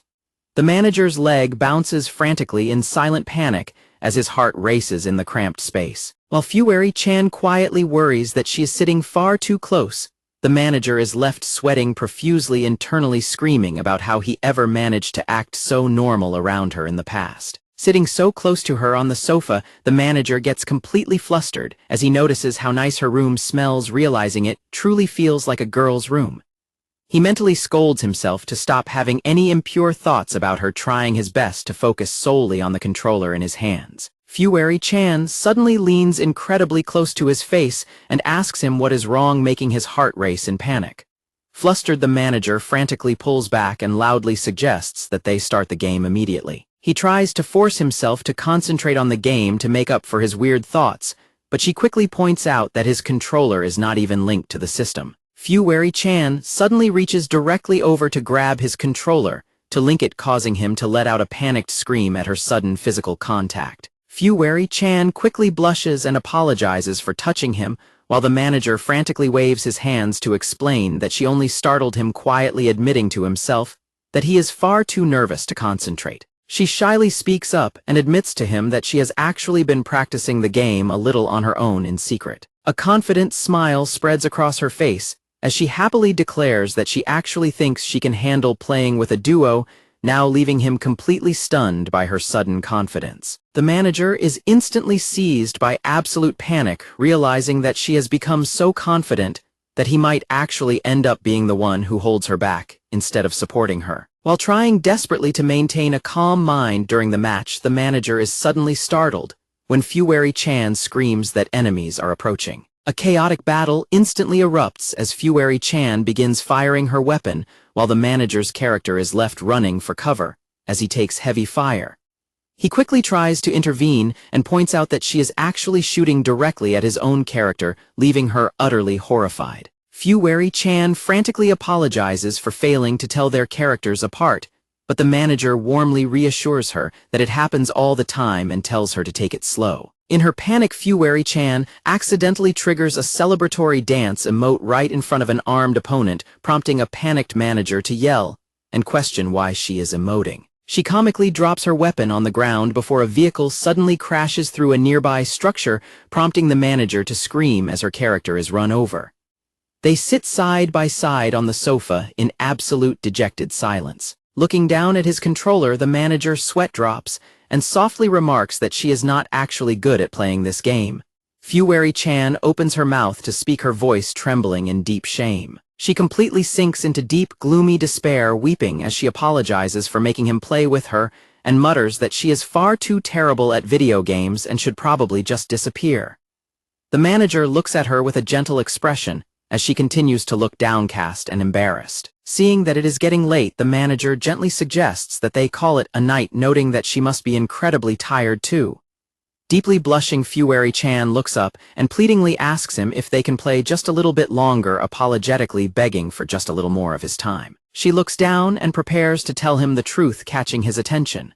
She explains that she is fully aware her viewers perceive her as someone who is terrible at video games and that they actually want her to stay that way. The manager looks down at his hands, silently agreeing that her viewers always get highly entertained and excited by her comically bad plays. She determinedly declares that even if that is the case, she cannot let it remain that way. Fueri-chan explains that she refuses to use her lack of gaming skills as an excuse, especially since her peers went out of their way to invite her to such a major special collaboration event. She looks down at the invitation on her phone, noting that her assigned duo partner is likely already preparing. Looking toward her empty streaming desk, she firmly declares that she does not want to enter the match with the defeatist mindset of simply being the character who is bad at video games. Fueri-chan tearfully explains that if she doesn't give it her absolute all, it would be incredibly rude to her viewers and to her collaboration partner. The manager is left completely wide-eyed, deeply touched by her professional dedication. She wipes her tears and apologizes for keeping him so late and disrupting his own schedule just to force him to stay longer with her. He smiles warmly and reassures her that it is not a problem at all, quietly thinking to himself how incredibly amazing she really is. He focuses on her controller and decides to help her customize the button settings. The manager turns to her and begins explaining a different approach to help her improve. She looks up at him with a hopeful blush, listening intently to his advice. Sometime later, they set up the game on 2 separate screens so they can practice side by side. The manager reflects on his hope that passing on all his knowledge and adjusting the controller settings will at least reduce her input mistakes, as an enemy suddenly appears on the game screen. Fuwari-chan instantly squeezes her eyes shut in panic as she fumbles with the controls, leaving the manager to look on in sheer shock. On the game screen, bullets fly frantically as Fuwari-chan continues to blindly spray her weapon in a panic. Fuwari-chan accidentally shoots her own teammate, causing the manager's character to instantly collapse to the ground in defeat. The manager excitedly pumps his fist and cheers that she actually managed to secure a kill, even though she was firing with her eyes squeezed completely shut. Fuwari-chan blinks in surprise before her face completely lights up with a radiant, blushing smile. Overjoyed by her sudden victory, she enthusiastically leaps up, catching him completely off guard. She wraps her arms tightly around him in a celebratory hug, crying happy tears as her chest presses directly against him. The manager's face turns completely bright red in absolute shock as he tries to stutter her name. Clinging tightly to him, Fuwari-chan beams with a beautiful, pure smile of absolute happiness. He freezes completely, his eyes widening in pure shock under her sudden closeness. Realizing what she has just done, they instantly spring apart to opposite sides of the sofa in absolute panic, leaving the manager slumped over in dizzy exhaustion while she covers her face in deep embarrassment. The manager quietly looks down and admits to himself that she is completely right. He reflects on his realization that his desire to be with her was never because she is a virtual idol or because she is beautiful in real life. He realizes that his feelings are rooted in how earnest she is no matter the situation. He deeply appreciates how she constantly gives her absolute all for the sake of everyone around her. The manager blushes warmly as Fuwari-chan shyly looks down at her controller and mutters that she should have taken a screenshot of their victory. On the screen, a notification pops up confirming they have officially become friends in the game, leaving him deeply moved. She looks up at him with a beautifully gentle, warm smile. He gathers his things to leave, and she opens her apartment door to see that it has already grown completely pitch black outside. Standing face to face under the hallway light, the manager looks up at her and silently confesses to himself that he is completely in love with her. As Halloween approaches, the manager eagerly asks Fuwari-chan what kind of costume she plans on wearing, imagining her dressed up as a cat or a witch. Fuwari-chan deadpans that she wants to wear an invisible costume so that absolutely no one can see her, leaving the manager sweat dropping at her complete seriousness. Reflecting on his part-time delivery job, the manager rings her doorbell, secretly thinking to himself how incredibly scary the lady at this delivery address always is. The door creaks open to reveal Fuwari-chan looking as intimidating as ever, but the manager instantly freezes in sheer terror when he spots a bug resting on her chest. Sweating profusely, the manager frantically screams and asks if she is all right, urging her to quickly shoo the bug away. Fuwari-chan slowly shifts her gaze downward, casting a silent, terrifying glare at the tiny bug resting on her clothes.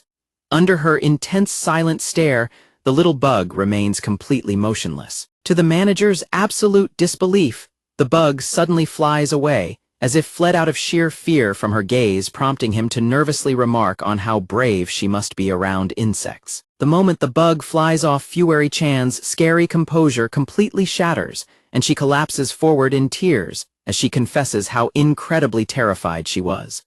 She buries her face directly into the manager's chest to seek comfort, leaving him entirely wide-eyed and deeply blushing in surprise. The manager presses her doorbell button to drop off a delivery, reflecting on his part-time delivery job.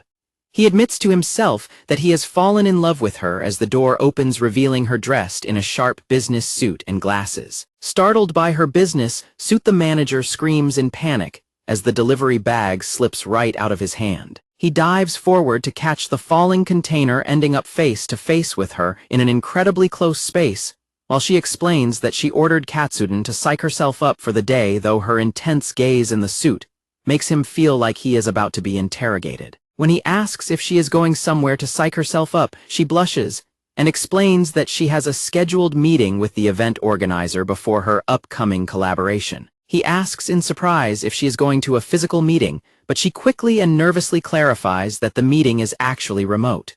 She admits that going outside alone is still too overwhelming for her, but notes that this is her very first time participating in a professional meeting. She bashfully admits that she wanted to prepare properly, which is why she bought a business suit for the very first time, leaving him staring at her in silent admiration. Recognizing how hard she is trying to handle the preliminary meeting completely by herself, despite her social anxiety, his heart swells with affection as he reflects on how amazing she truly is. He panics internally and sweat drops, realizing that now that he has become fully aware of his feelings, he cannot help but love absolutely every single action she takes. The manager stands flustered in the hallway, his face burning bright red as he panics over how close they just were before she stepped back inside her apartment.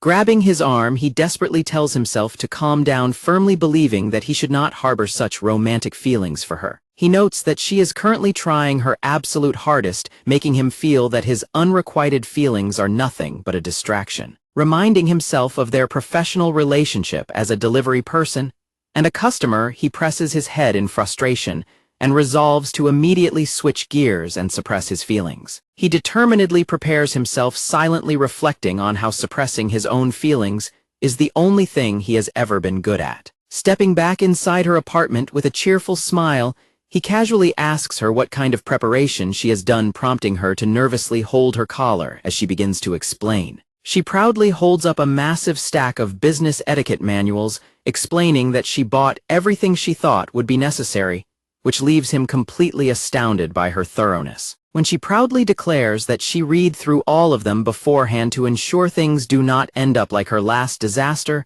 the manager praises her dedication, though she bashfully admits it was just a quick cramming session. Her anxiety flares up again as she gloomily laments that no business etiquette manual can help a massive shy person like her avoid causing trouble, comparing herself to a giant monster that belongs in a movie, which prompts him to loudly disagree. Fuwari-chan suddenly suggests using forced perspective by standing far away from her camera so she will appear smaller to the organizer, leaving the manager to sweat drop and silently realize that her efforts are completely headed in the wrong direction. She proudly adds that she also learned how to exchange business cards, pulling out a custom card to show him.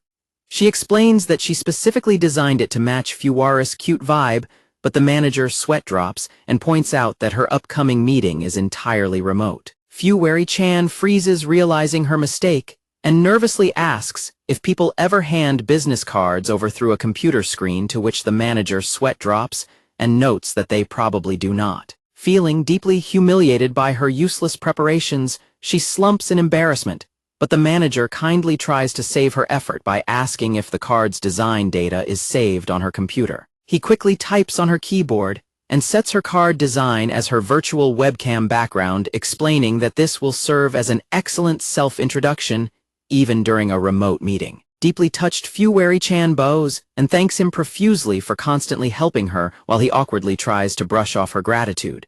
Fuwari-chan quietly observes that the manager looks kind of pained, causing him to instantly sweat and ask if he really looks that way. The manager frantically waves his hands and insists that he is totally fine, internally panicking over whether his flustered feelings just showed on his face. He reflects on how he has struggled to suppress his feelings ever since he told her his honest thoughts on the train, silently clenching his fist to remind himself to stay careful. When the manager notices that her meeting is about to start, Fuwari-chan panics and suddenly leaps out of her seat, running off to begin her remote session. Having set up her background, the manager prepares to leave, quietly apologizing for disturbing her as she frantically dashes off to her computer. He pauses at the open door, realizing that he cannot leave her apartment unlocked, and hesitantly peeks back inside to ask her about the key.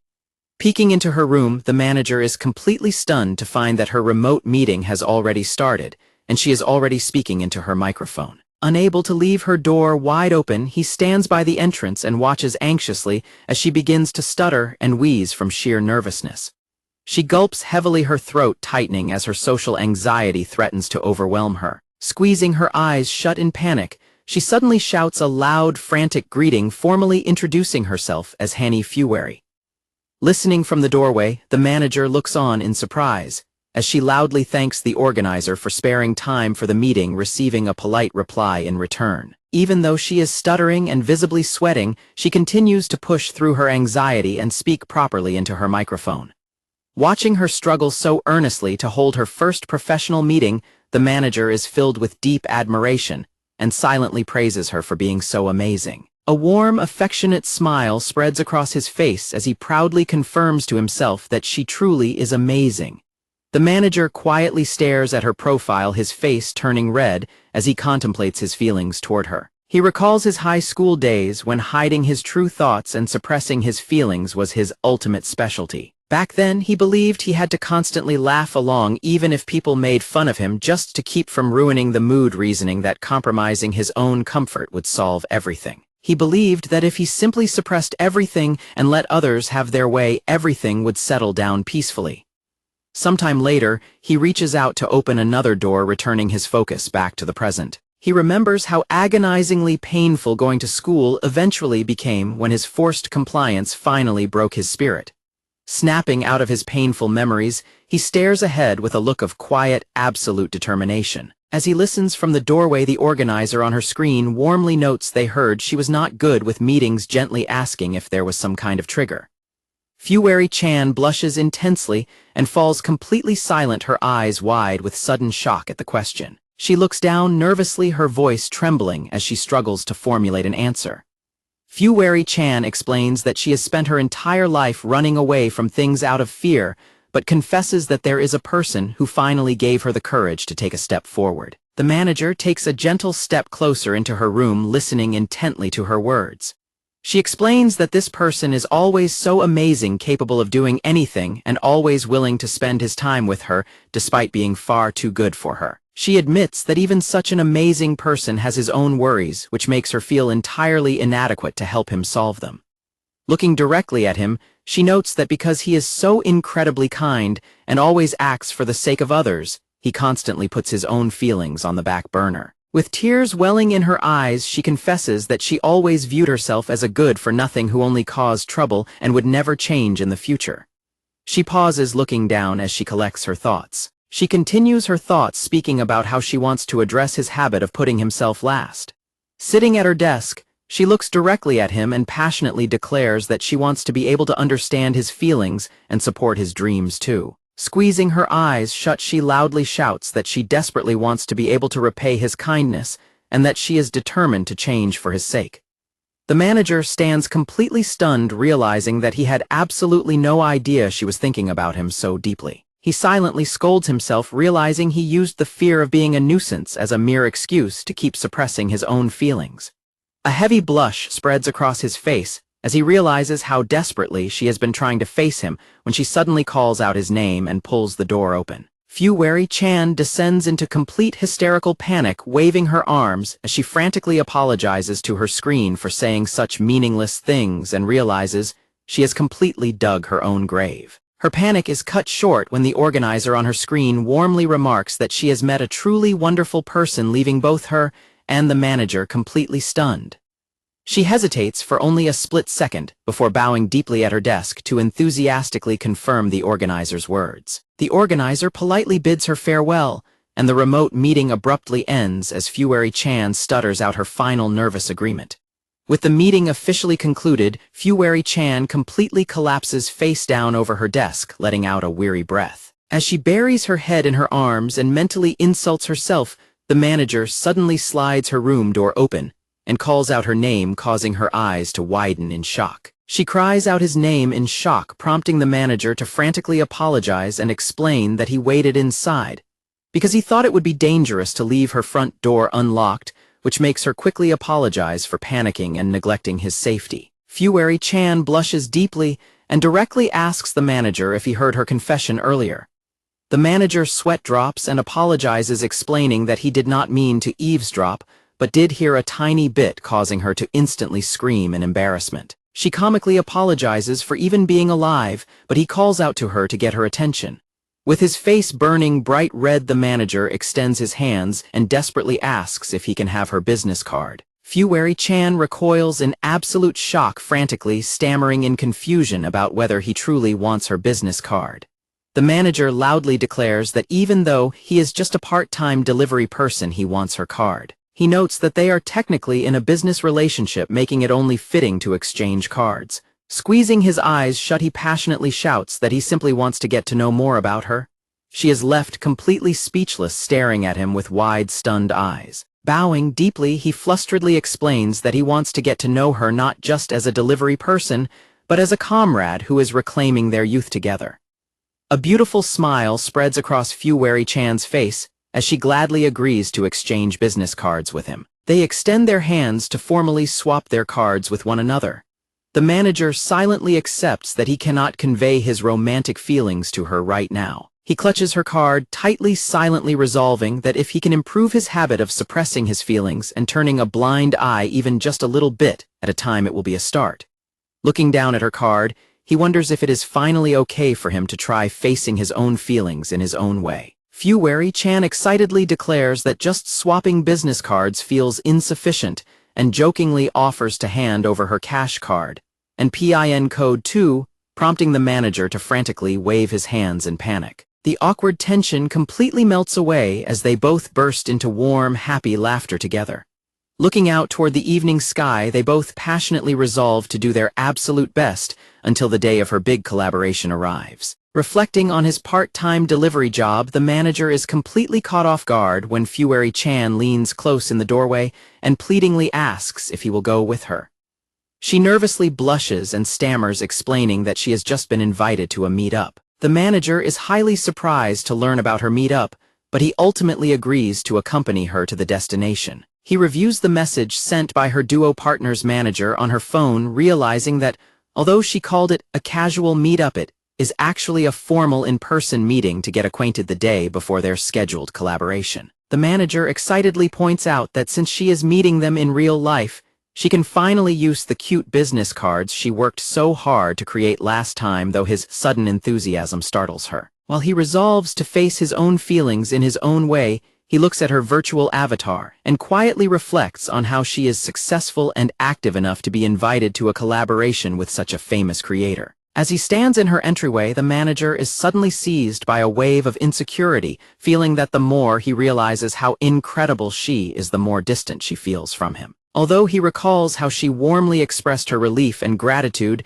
just to have him by her side, he finds himself feeling deeply hesitant. Looking down at his open palm, he admits to himself that he has absolutely no confidence, possessing nothing he is good at or truly wants to do, which makes him feel unworthy to stand next to her. While Fuwari-chan quietly stares at her phone, the manager is left filled with quiet, painful doubt over how he can possibly stand by her side. Fuwari-chan reveals that her assigned duo partner is Otonogi Kanade, whom she personally respects, leaving the manager completely shocked to learn she is meeting Kanade Mama. Kanade Mama is a highly popular maternal instinct sister-type virtual creator who possesses a longer career and significantly more subscribers. Fuwari-chan happily explains how Kanade Mama's incredibly warm, kind singing voice and comforting streams inspired her to build a similar safe space for her own listeners.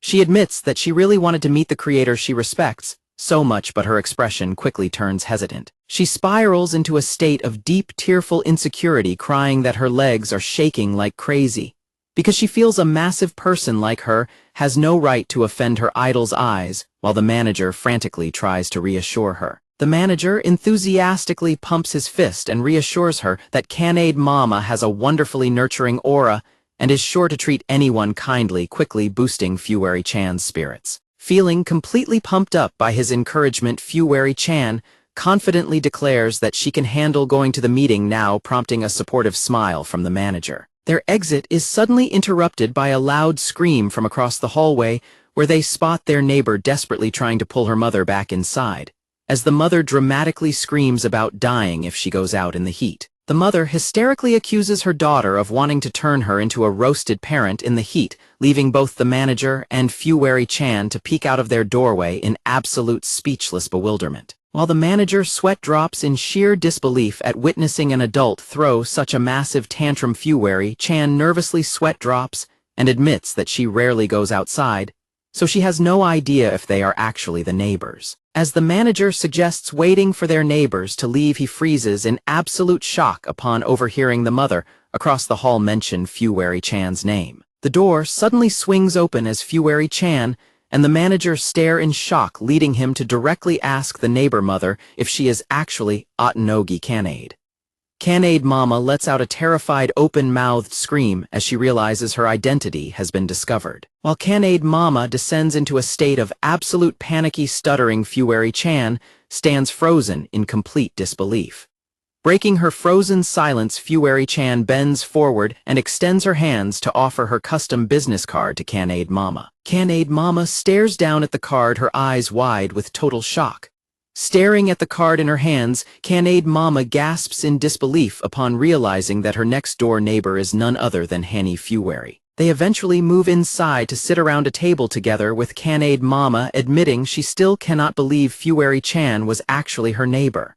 A warm blush spreads across Kanade Mama's face as she softly apologizes for constantly being so noisy. While Fuwari-chan trembles intensely from nervousness, Kanade Mama giggles softly at her reaction, leaving the manager to sweat drop over how completely different Kanade Mama is from her dramatic persona of a moment ago. Koto tells her mother that hiding is useless now, since they have already been found out, and formally introduces her mother as Otonogi Kid and herself as her manager Koto. Kid tearfully panics, asking Koto if they can really not pretend that outburst never happened, and worrying that Fuwari-chan must be completely disillusioned with them, while Fuwari-chan and the manager sit silently on the other side of the table. The manager sweat drops as he realizes Kid's real-life personality is completely different from her virtual maternal persona, watching as she casually opens a bag of snacks. She happily munches on her snacks, acting completely like a child instead of the motherly figure she portrays online. Seeing the dramatic contrast in her idol's behavior, Fuwari-chan is left visibly shaken and trembling, leaving the manager to anxiously wonder what she must be thinking of Kanade Mama now. Instead of being disillusioned, Fuwari-chan frantically mutters to herself to rationalize the gap, convincing herself that Kanade Mama behaves like a child to pamper herself first, so she can properly pamper her listeners. When Koto scolds her mother and tries to take the snacks away so she will not ruin her dinner, Kid whines in protest before quickly discarding another snack she dislikes. The manager sweat drops and silently compares Kid to a literal elementary schooler, while Fuwari-chan continues to stare in a silent, sweat-drenched daze over how different her respected idol is in real life. Fuwari-chan further rationalizes the behavior by muttering that her idol must be getting into character by treating her guests like elementary schoolers, leading the manager to realize she has become a completely blind, devoted believer. Koto flatly explains that since they have already witnessed the truth, her mother's virtual persona is merely a character, and her real-life self is always lazy and childlike. Kid cheekily pinches Koto's cheek, boasting that everything is fine because her daughter supports her, leaving the manager completely dumbfounded to learn that Koto is actually her biological daughter. Koto flatly confirms their biological relationship, while the manager sweat drops in disbelief over Koto being her manager, silently reflecting on how her daughter behaves like the real mother in their relationship. Kid happily boasts that Koto handles her entire schedule, comes up with all her stream ideas, and takes care of every single chore for her, leaving the manager and Fuwari-chan staring in absolute shock. Blushing warmly, Kid praises Koto as a truly capable manager. The manager sweat drops and tells Kid that she is saying too much, while Koto comically jabs her mother in the side for oversharing her middle school status. The manager is left completely wide-eyed, silently marveling at what an incredibly bizarre pair they make. When Koto checks her watch and notes the time, Fuwari-chan nervously speaks up and asks if she can quickly record a short video before they go, startling Kid. Although the manager enthusiastically agrees and asks if they can watch, Kid screams in absolute panic, reminding Koto that they promised not to record today. Koto firmly points out that their deal only applied if they met outside, declaring that this is their scheduled recording time, while Keed frantically protests that the soundproof room is like a sauna in this heat. Ignoring her mother's dramatic complaints, Koto forcefully shoves a screaming Keed into the soundproof room to begin her work. Koto steps out of the recording room sighing about how exhausting her mother is, prompting the manager to speak up and call her name. The manager asks Koto why she decided to become her mother's manager, and she blushes slightly as she asks him to keep her reason a secret from her mother. Inside the booth, Keed puts on her headphones and closes her eyes as she sings with intense concentration. She pours her heart into the microphone, her singing voice carrying through the room. She smiles brightly as she sings with immense warmth and kindness. Both Fuwari-chan and the manager are left completely spellbound, listening to her stunning voice in absolute awe. Koto quietly explains that her mother actually used to work in show business with the dream of becoming a professional singer. She enjoyed her time making music, letting her talent shine. Koto proudly notes that her mother's singing talent remains crystal clear, even through a soundproof wall, prompting Fuwari-chan to softly agree that she is truly amazing. Koto sadly explains that because she was a weak child who often fell ill and her father passed away early, her mother chose to walk away from her dream job to take care of her, leaving Fuwari-chan deeply moved as she listens. Koto quietly explains that she desperately wants her mother to aim for the stage once again. She admits that she does not possess a dream or a special talent of her own, but because she has watched her mother shine more than anyone else, she is prepared to do everything she can to support her. She explains that by having her mother act as a virtual creator while she acts as her manager, they can finally chase that dream together even while staying safely at home. She remembers how her mother nursed her through her chronic illnesses as a child. She fondly recalls how her mother's vibrant, happy singing always filled her with absolute wonder. Clenching her fist, Koto declares that she is determined to fulfill the dream her mother once gave up on together with her. Koto asks the manager if he understands her perspective, since they are both managers, leaving him completely wide-eyed. Looking back on how others also questioned his role as a manager, he finally realizes that he has his own unique strength, which is his unwavering determination. He proudly resolves to do absolutely anything for her sake, despite still viewing himself as someone with no outstanding talents. He quietly turns to address Koto, catching her attention. Blushing deeply, the manager turns to Koto and earnestly asks if she can teach him about manager work, leaving both Koto and Fuwari-chan completely stunned. Fuwari-chan is left completely wide-eyed, her face burning with a massive stunned blush. He silently reflects on his determination to no longer remain powerless, resolving that he wants to be capable of truly helping her when the time comes. He focuses his resolve to become a capable manager, determined to finally be someone worthy of standing by her side, while Fuwari-chan looks at him with a warm blush. Koto breaks the silence by pointing out that she thought he was already her manager, causing him to sweat drop and flinch in shock, while Fuwari-chan blinks in surprise. Koto tilts her head and bluntly asks if he is her boyfriend, instead leaving the room dead quiet. The manager is instantly left in complete sweat-drenched shock by her blunt question. While the manager frantically waves his hands to deny it, Koto warmly smiles and praises him as a wonderful boyfriend for wanting to support her, giving him a thumbs up of approval. The manager is left entirely speechless, blushing intensely as he fumbles to find his voice. Fuwari-chan looks on with a beautiful, quiet smile as the manager bows deeply to Koto and frantically apologizes for speaking out of turn. Looking at him with a beautiful, tearful smile, Fuwari-chan softly remarks that he has such a refreshed look on his face. When he asks if he really looks that way, she happily tells him that he seems so much more lively and energetic, leaving him relieved to see that she is receptive to him learning manager work. He scratches his head in embarrassment while she gazes back at him with a remarkably warm, affectionate smile.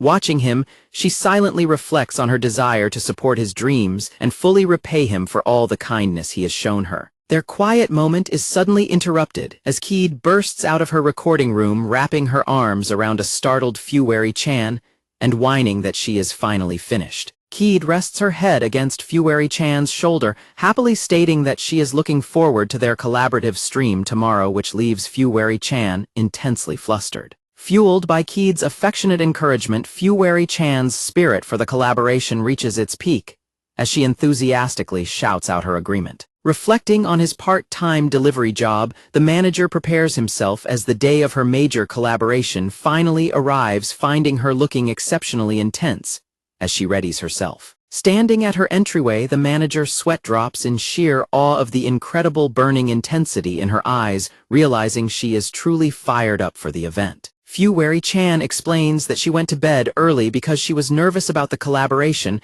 but she could not stop worrying about failing and ended up not sleeping at all. The manager panics, internally wondering if her intense look means he somehow broke her. The manager quickly reassures her that it is okay, enthusiastically declaring that since he is her manager too, he will do absolutely everything he can to support her.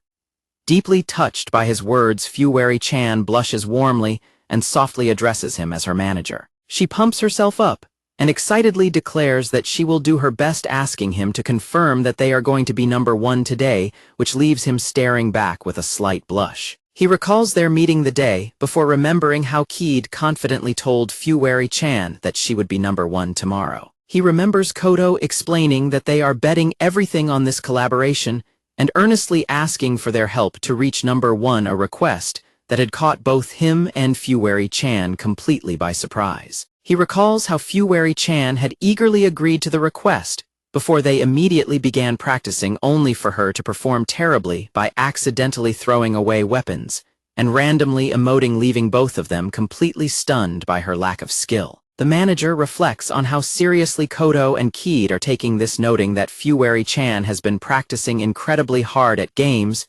She struggles with leading him to resolve that if he performs his duties perfectly as a manager, he can lighten her burden and help them secure the number one spot. Recalling how much he has learned about being a manager from Koto leading up to this moment, he puts on his headset and firmly tells himself that it is time to do this. The collaborative live stream officially begins, with various virtual creators gathering to greet their audience as the chat quickly fills with excited messages. Watching the stream start on her computer monitor, Fuwari-chan is overwhelmed by intense anxiety and can feel her heart pounding frantically.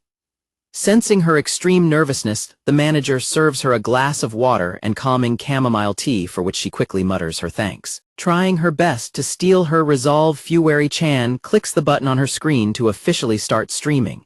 She struggles to speak at first, prompting the chat to ask if she is muted or frozen before she finally stammers out a quiet greeting. Falling silent once again as the pressure mounts, she looks over in desperation and whimpers as she struggles to continue. To help her through the panic, the manager holds up a sketchbook with a bold written message telling her to calm down and assuring her that she is doing fine. Taking his advice, Fuwari-chan immediately gulps down her drink to soothe her nerves before looking back at the microphone with renewed focus. Otonogi Kanade's avatar appears on screen, introducing herself as Kanade Mama and welcoming the audience to their highly anticipated collaboration. Kanade Mama warmly tells Fuwari-chan to rely on her like a real mother, prompting a polite and eager response from Fuwari-chan that leaves the chat highly impressed by her communication. The manager silently praises her for making a good start and resolves to perform his duties well no matter what, but he is suddenly cut short by an unexpected development. His thoughts are interrupted when Fuwari-chan suddenly points out that the stream has completely stopped, leaving him in stunned confusion. Checking the screen, the manager is left completely wide-eyed when he discovers that the entire streaming platform's server is down. Fuwari-chan descends into complete panic and asks Koto what they should do, while Keed also screams over the voice call that their stream has crashed. The manager frantically asks if their voice call is still connected, while Koto notes they have no choice but to wait, and Keed tearfully laments that their viewer count was finally rising. As the room falls into a tense silence, the manager suddenly feels a gentle tug on his sleeve and looks down to find her clutching his jacket. Looking up at him with pleading, tearful eyes, Fuwari-chan softly calls out to him, prompting him to panicky realize that she is finally relying on him and he must find a way to fix this. Before he can spiral into further panic, a sudden voice asks him if he is seriously thinking that he has to solve absolutely everything by himself. The manager is startled to hear Koto's voice coming through his phone, where she dryly remarks that she knew he was the type to try and shoulder every burden on his own. Koto gently explains that it is arrogant for a manager to try and handle everything alone, pointing out that things will never succeed if only one side works hard, and that no one can face a major stage entirely by themselves. Over the phone, Kodo asks the manager what he intends to do when they still want to stand on that stage despite the setbacks. The manager listens in complete silence, processing her words as she prepares to explain further. Kodo calls him to attention and explains that the only reason they were able to say they wanted to reach the number 1 spot was because of him and Fueri-chan. She explains that they only believed they could truly achieve their goal because they were working together as a team of 4. The manager's eyes widen in absolute shock as the realization of her words hits him. He begins to question his own actions, wondering if he has ever actually looked at Fueri-chan from the same eye level despite desperately wanting to stand by her side. He realizes that by constantly pulling back, keeping his distance, and trying to handle everything alone, he will never truly stand by her side unless he faces her as an equal. Finally, understanding his mistake, the manager kneels directly in front of Fueri-chan and takes her hands, calling out to her. Looking up at her with complete earnestness, he directly asks her to lend him her strength. While Fueri-chan looks on in stunned confusion, the manager admits that up until now he incorrectly believed that supporting her meant he had to shoulder everything by himself. The manager admits that there are still so many things he cannot do, confessing that he was only trying to act cool because he did not want her to see his pathetic side. He quietly states that if he continues to hide his flaws like that, he will never be worthy to stand by her side, leaving Fueri-chan completely speechless. Standing tall, the manager passionately declares that even if he must expose every single one of his flaws, he desperately wants to make this collaboration stream a success together with her. Bowing deeply on the floor in front of her, the manager honestly confesses that he does not have a solution to their current crisis right now, but pleads with her to find a way forward together with him. Moved to tears by his raw honesty, Fueri-chan cries out that if he is truly okay with someone like her, she would happily do everything she can to help. His face lighting up with a radiant smile of pure relief, the manager enthusiastically declares that they are going to get through this difficult situation together. During their major virtual collaboration event, the stream has completely stopped due to a critical system error, leaving them in a high-stakes crisis. The manager observes that the streaming platform's server itself is causing the error, while Fueri-chan notes that such crashes rarely happen on a major platform. The manager silently panics over the risk of the collaboration being completely cancelled, reflecting on how hard everyone worked and desperately searching for absolutely anything he can do to save the event. Fueri-chan softly observes that the current situation reminds her of the old Nika live streaming days when streams were choppy and low quality, but still incredibly fun, which the manager quickly agrees with as he fondly remembers watching call-in streams. Fueri-chan quickly apologizes for rambling about useless things during their crisis, but her nostalgic words spark a sudden brilliant idea in the manager's mind.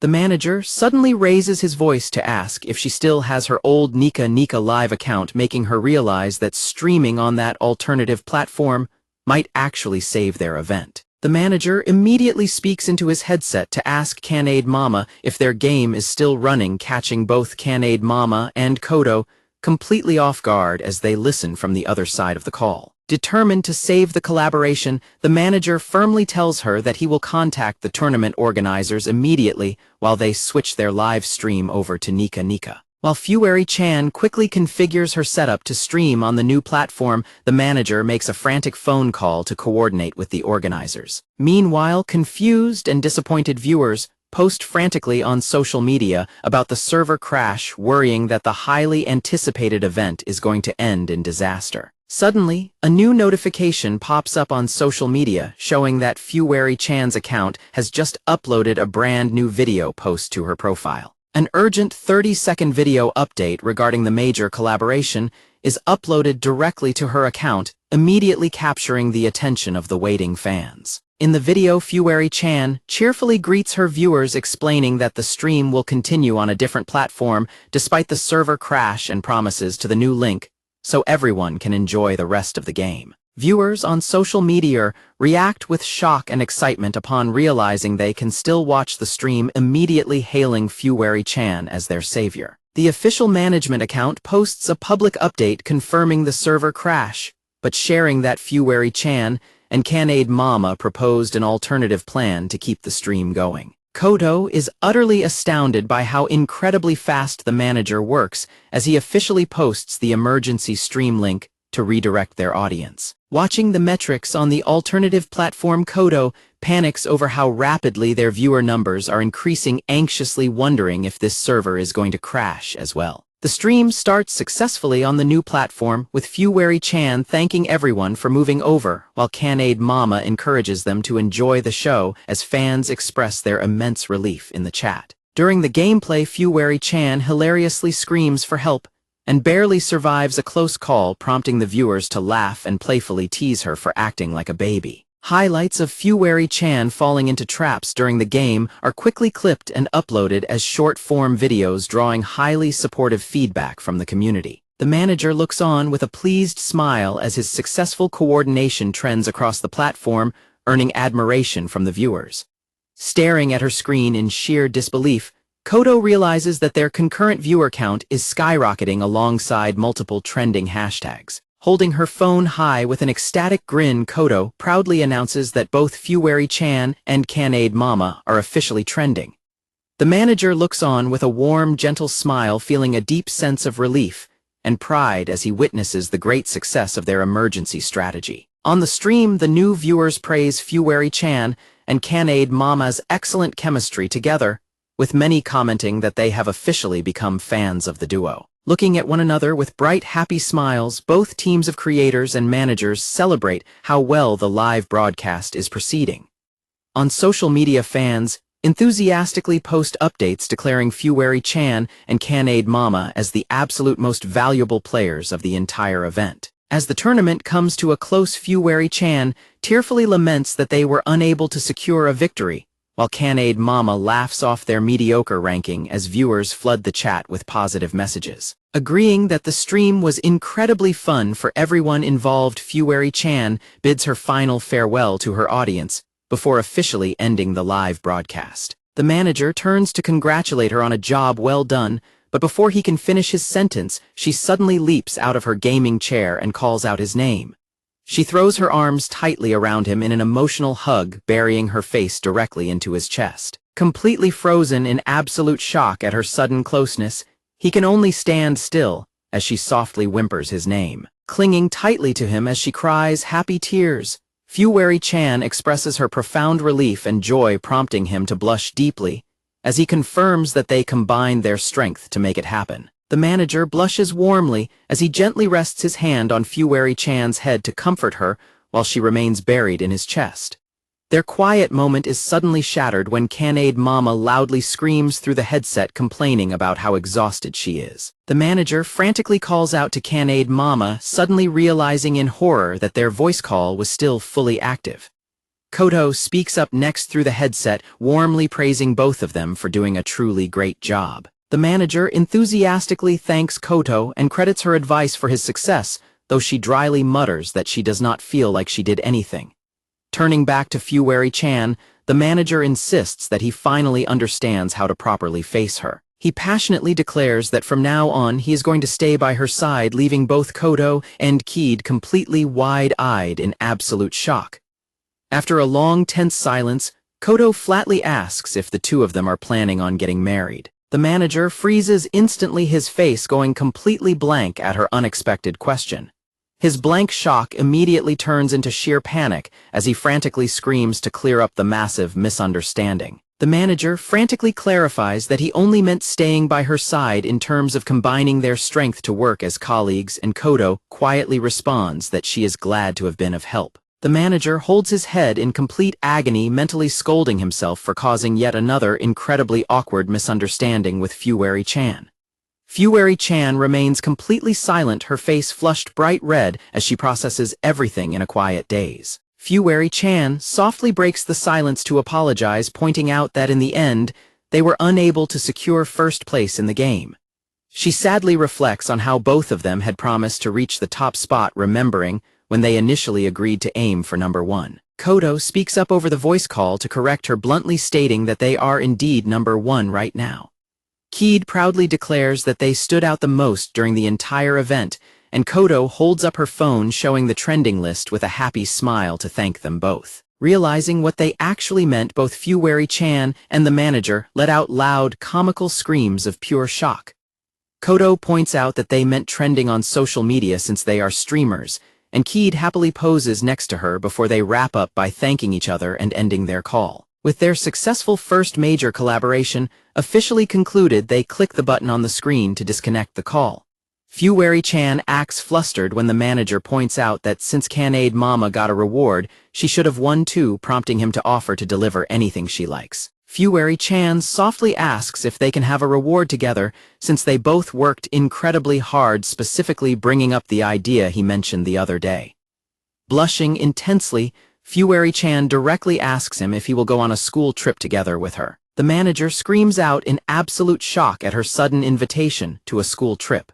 Fuwari-chan is shown looking utterly terrified as she gets continuously spammed with overly friendly messages on Rhine every single day by her eccentric acquaintance Miro. Groaning in distress over her phone, Fuwari-chan admits that while she is happy that Mizum-san messages her daily, replying is incredibly stressful, and she confesses that she is also deeply worried about choosing the right outfit for the upcoming school trip. Mizum-san's messages ask if she has any problems too, and as Fuwari-chan reads them, she begins to panic in sheer horror over the possibility of her pushy friend showing up directly at her house. Fuwari-chan suddenly remembers that Miro already knows her address just as her pushy friend cheerfully opens the front door, prompting Fuwari-chan to frantically insist that she is fine and intends to wear her usual clothes. Miro offers her expert fashion advice, and upon learning that Fuwari-chan is going on a trip, she enthusiastically suggests a complete makeover to create a gap in her usual style. Miro is shocked to hear that the trip is with the manager, and Fuwari-chan internally panics about telling her everything while wondering if she should take a chance on Miro's fashion sense for her dream school trip. Fuwari-chan immediately regrets oversharing with Miro, but she ultimately gives in and begs for help, as her friend happily begins treating her like a dress-up doll. Miro thoroughly enjoys dressing up Fuwari-chan, but her teasing suddenly escalates when she playfully suggests that choosing the right underwear is also crucial for the trip. While Miro seriously explains that mature outfits suit Fuwari-chan's cool beauty vibe much better, Fuwari-chan remains completely frozen in sheer shock over the underwear comment. Fuwari-chan is confused to find that Miro brought plenty of outfits in her exact size, but her confusion turns into horror when her friend pushily demands to know what kind of underwear she plans to wear. Fuwari-chan is stunned to learn that Miro Panic bought all the clothes online in her size before they even had plans to meet, realizing that her friend is incredibly intense about the makeover. As the conversation briefly quietens, Fuwari-chan feels the awkwardness creeping in, but Miro quickly laughs and apologizes for barging in so suddenly and sounding a bit creepy. Fuwari-chan silently wonders why her friend is going to such lengths for someone as shy as her, but her heart warms when she realizes that helping her prepare for the trip was also Miro's dream. Miro blushes and admits she always dreamed of doing things like this with a female friend, before immediately asking if she can come over every single day. Stunned by her friend's extreme eagerness, Fuwari-chan nervously replies that maybe coming over every day is a bit too much. After Miro helps her dress up and style her hair, Fuwari-chan looks exceptionally elegant in her new off-the-shoulder outfit and softly offers her sincere thanks. Smiling brightly, Miro quickly runs up and takes Fuwari-chan's hands in her own. Holding her hands warmly, Miro encourages her by calling her nickname and promising to cheer her on during the day of her big trip. Deeply touched by her friend's support, Fuwari-chan blushes warmly and softly agrees. They both raise their fists in a supportive cheer, and Fuwari-chan happily notes to herself that they have officially become a little bit closer as friends.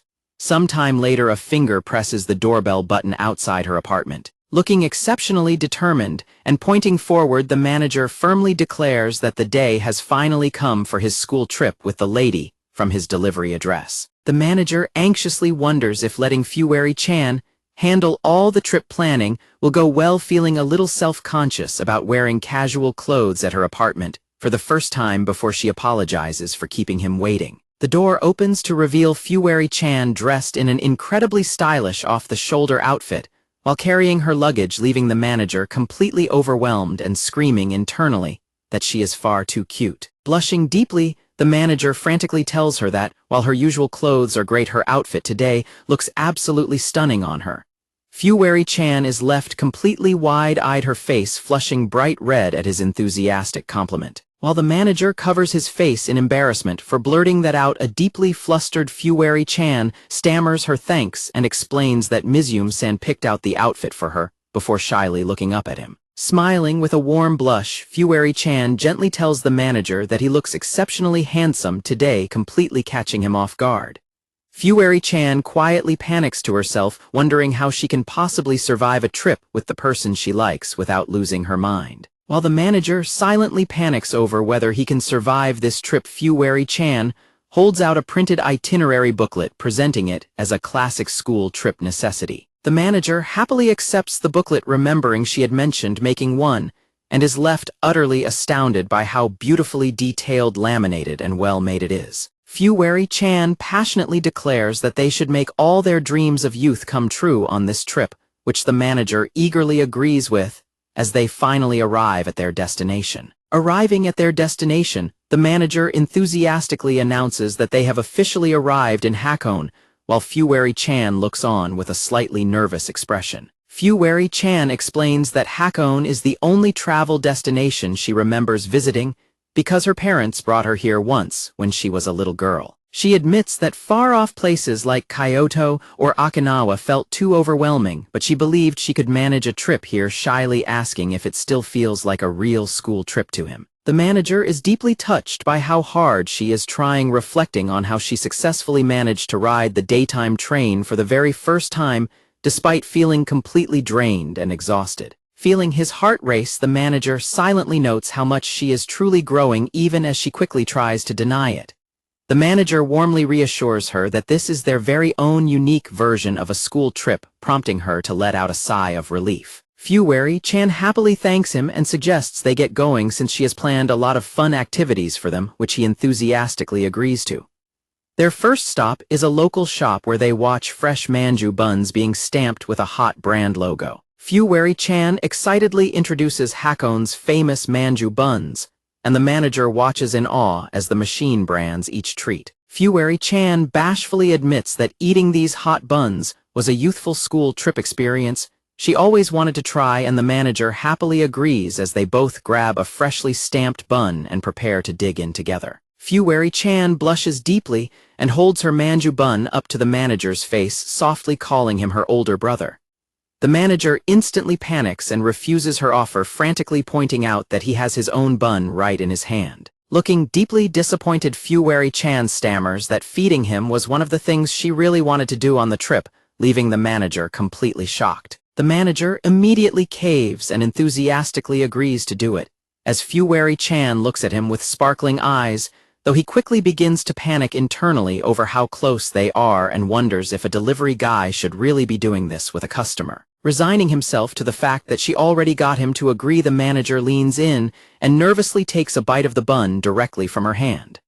While Fuwari-chan happily murmurs about how delicious it is, the manager desperately tries to keep himself together as his mind races. Standing by a large sightseeing pirate ship, the manager groans in distress, realizing that his extreme nervousness completely prevented him from processing the taste of the bun. As they head inside the ship, Fuwari-chan notices him struggling and asks if he is seasick, prompting him to force a laugh and insist that he is completely fine. Fuwari-chan steps in incredibly close to him, staring him down, as she flatly declares that he is definitely seasick, leaving him momentarily stunned. Without waiting for a response, she enthusiastically pulls the manager backward onto the bench, giving him a sudden lap pillow while he flails and screams for her to wait a minute. The manager frantically protests that he is perfectly fine, but Fuwari-chan leans over him with a heavy blush and explains that it is better to lean on someone when feeling unwell. She admits that nursing a seasick companion on a trip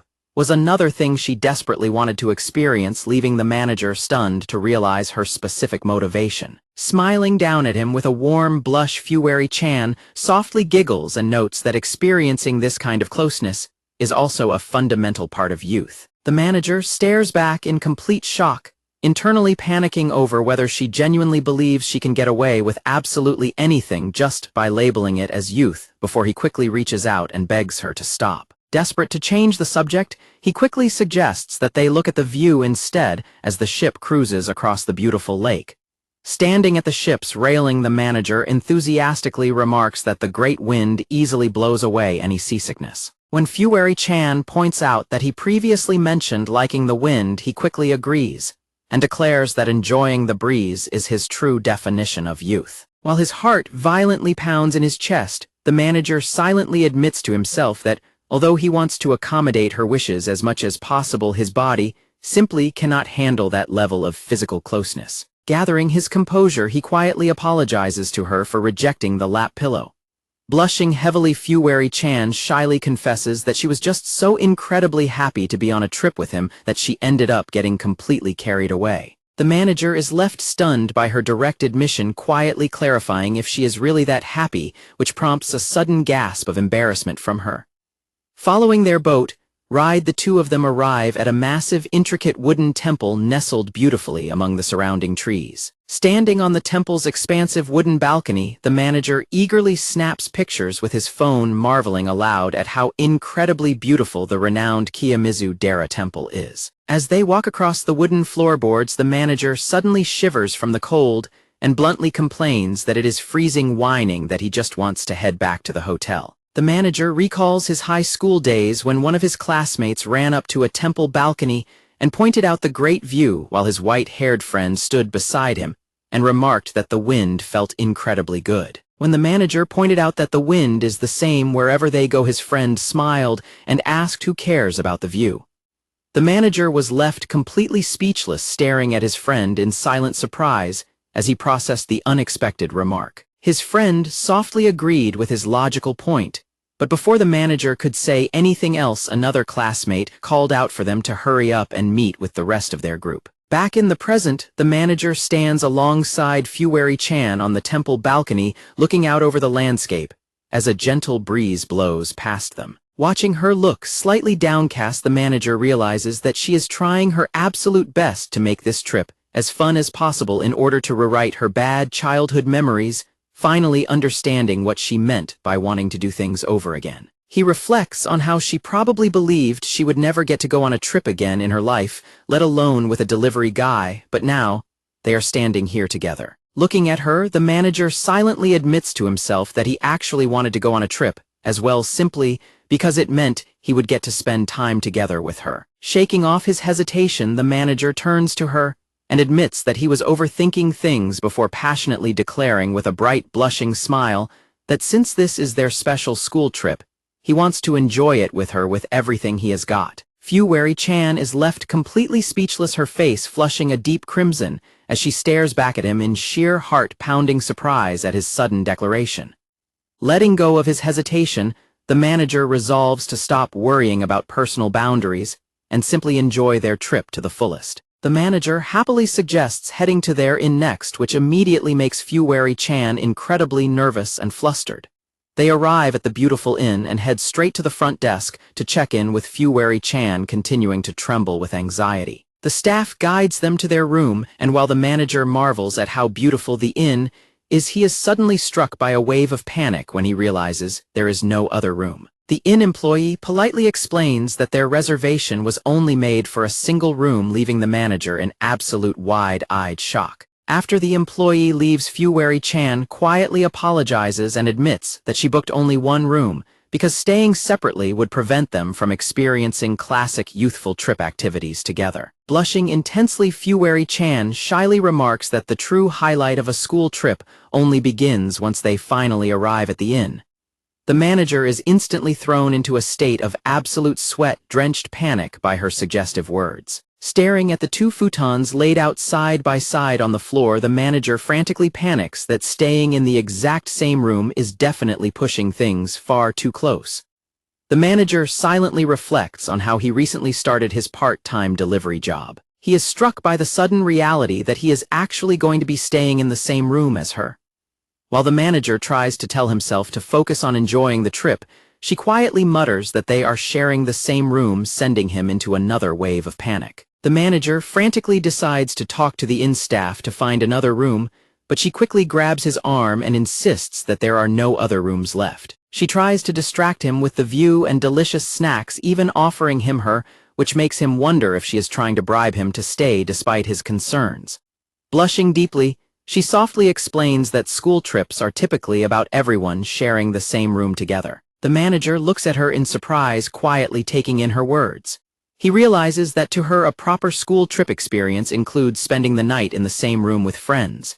He steels his resolve, deciding that he needs to put his own awkwardness aside for her sake. The manager agrees to stay, declaring that it is indeed their school trip and resolves to make it as fun as possible for her, even though boys and girls would normally sleep in separate rooms. Fuwari-chan happily smiles and admits she was incredibly worried about what she would do once this dream-like trip officially ended. The manager agrees that it truly is a dream-like experience, silently reflecting on how incredible it feels to stand by her side as her manager and travel to such a beautiful destination together. Looking down, the manager realizes that once this trip is over, they might simply return to being a delivery driver and a customer, which makes him quickly push aside his nervousness about sharing a room. Both of them laugh happily as the manager resolves that right now he simply wants this dream-like time to last as long as possible. The manager enthusiastically suggests that they check out the hot spring while they still have time, pointing out that she would probably prefer going when nobody else is around, but Fuwari-chan frantically backs away and insists that it is not a problem at all. Fuwari-chan happily points out that their room actually comes with a private open-air bath, leaving the manager instantly flustered and shocked. The manager completely panics and hilariously yells that he takes back everything he just said. Fuwari-chan leans in with a sly smile, pointing out that since no one else can see them, they can proceed. Fuwari-chan happily claps her hands and offers to wash his back to thank him for everything, causing him to scream in his mind over her assumption that they are going to bathe together. The manager frantically yells that bathing together has absolutely nothing to do with youth or a school trip, internally lamenting that her sense of personal boundaries is completely broken once again. Fuwari-chan immediately retreats into her inferiority complex, sadly muttering that he probably would not want his back washed by a socially inept monster that belongs in the mountains, which causes the manager to panic. When she dramatically adds that he would probably rather see her get shot and thrown into a boiling cauldron than a bath with her, the manager frantically yells that her assumption is completely wrong. The manager struggles to find his words as he desperately searches for a way to diffuse the incredibly awkward situation. Excusing himself by claiming he is thirsty, the manager tells her to use the bath first, before quickly sprinting out of the room and slamming the door shut. Crouching in the hallway, the manager mentally scolds himself for pushing her away yet again, though he continues to tell himself that actually bathing together is simply impossible. He sadly considers that she probably views him more like a close female friend than an actual guy anyway. Trying to shake the vivid thoughts of her in the hot spring from his head, the manager heads to the vending machine to grab a drink and cool down. He returns to their room only to hear the sound of the shower running from behind the closed bathroom door. Staring ahead, he tells himself that he should not overthink the situation. Looking at the closed wooden door, the manager resolves that absolutely nothing will happen as long as he stays away and avoids opening it. The manager decides to place her drink next to her luggage, executing a perfectly smooth, contactless delivery move he has honed through his part-time work. Suddenly, the sliding door of the bath opens with a loud slide, and Fuwari-chan stands right there in the steam, catching the manager completely off guard. Both of them descend into absolute screaming panic, and Fuwari-chan frantically tells him to stop as she moves toward him. Fuwari-chan lunges forward and firmly covers the manager's eyes with her hand, desperately telling him not to turn around. While she keeps his eyes covered from behind, the manager is left sweating in complete bewilderment, wondering what is even happening. Fuwari-chan begins to cry and repeatedly apologizes, frantically telling him how sorry she is for letting him see her like that. She tearfully explains that she assumed he was still out buying drinks, and after noticing a sliding door next to the bath, she got curious and opened it to see what was behind it. The manager is shocked to learn that the door connects directly to their room, while Fuwari-chan laments that seeing her body must have been enough to rot his eyes, quickly adding that she covered his sight immediately. Blushing intensely, Fuwari-chan quietly asks him if he saw anything. The manager remains completely frozen with his eyes covered, sweating in silent nervousness as he struggles to reply. The manager realizes that although everything happened so fast that he barely saw anything, their current situation is somehow even worse. He can feel her warm, wet hand covering his eyes and the steam rising around them, making their physical closeness feel incredibly real. He frantically panics to himself that there is absolutely no way he can ignore her presence right now. Standing completely frozen in the middle of their room, the manager desperately wonders what he is supposed to do. A recap of the situation notes that the manager recently started working part-time as a food delivery rider. The recap continues explaining that he accidentally walked in on her while she was taking a bath, making their current situation incredibly awkward. Trying to break the tense silence, the manager nervously addresses her. The manager insists that he definitely has his eyes closed and begs her to feel safe and head back inside. Fuwari-chan blushes and looks down at him in surprise as he prepares to move away. The manager agrees with her, completely frantically yelling that he will vanish right this second to give her back her privacy. The manager quickly announces that he will go check out the large public bath and urges her to take her time, which she shyly agrees to as she sinks back into the hot spring water. He successfully slides the door shut behind him to finally escape the room. Standing in the hallway, the manager sighs in relief, reflecting on how he somehow managed to escape the tense situation. Dramatically collapsing on the floor, he silently panics that staying in that room any longer would have literally killed him. Later that evening, a massive, beautifully prepared traditional Japanese banquet meal is laid out for their dinner. Sitting across from each other in their yukatas, the atmosphere between them remains incredibly quiet and awkward. When Fuwari-chan quietly tries to bring up the incident from earlier, the manager nervously panics and loudly changes the subject to praise how delicious the fish is. Fuwari-chan tears up and sadly apologizes, explaining that she assumes he went to the public bath because he did not want to use the bath water after she had already been in it. The manager quickly denies her assumption and frantically explains that he simply got curious and wanted to explore the facility by himself, emphasizing that he never thought she was disgusting. The manager silently worries if she is even enjoying herself, realizing he has made everything incredibly awkward, and knowing he can never confess that it was all because he was overthinking things. He continues to spiral in silence, desperately wondering what he is going to do if he ends up turning their trip into a terrible memory for her. Later that night, they lay out 2 futons on the floor to get ready for bed. Tucking himself into his futon, the manager tells himself to just go to sleep, feeling incredibly relieved. They are sleeping on separate futons rather than a double bed, even if they are placed right next to each other. His eyes fly open in shock when she suddenly calls out to him from her futon. With her back turned to him, she nervously speaks up as both of their hearts begin to pound violently in the quiet room. Staring wide awake into the darkness, she admits that she can no longer fall asleep and is feeling incredibly nervous, shyly asking if he would like to chat for a bit since this is their school trip. When she asks what people usually talk about before bed on a school trip, the manager casually suggests that they usually talk about crushes and romance.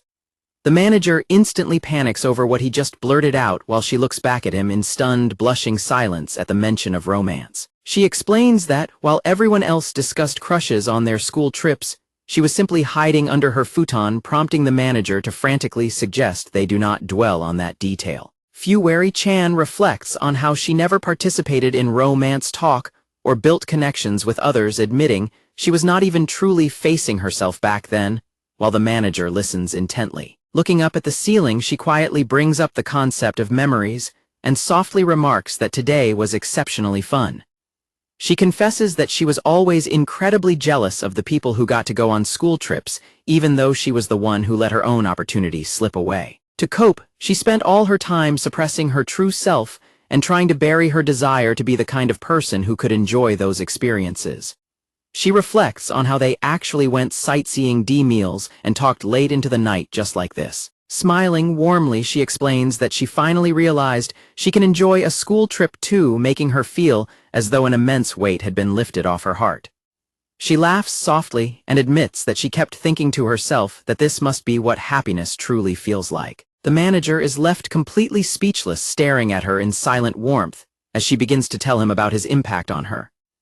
Looking directly at him with a gentle smile, Fuwari-chan warmly states that he is someone she will always be grateful to because he has always brought happiness into her life. The manager looks back at her deeply touched and blushing intensely at her exceptionally kind words.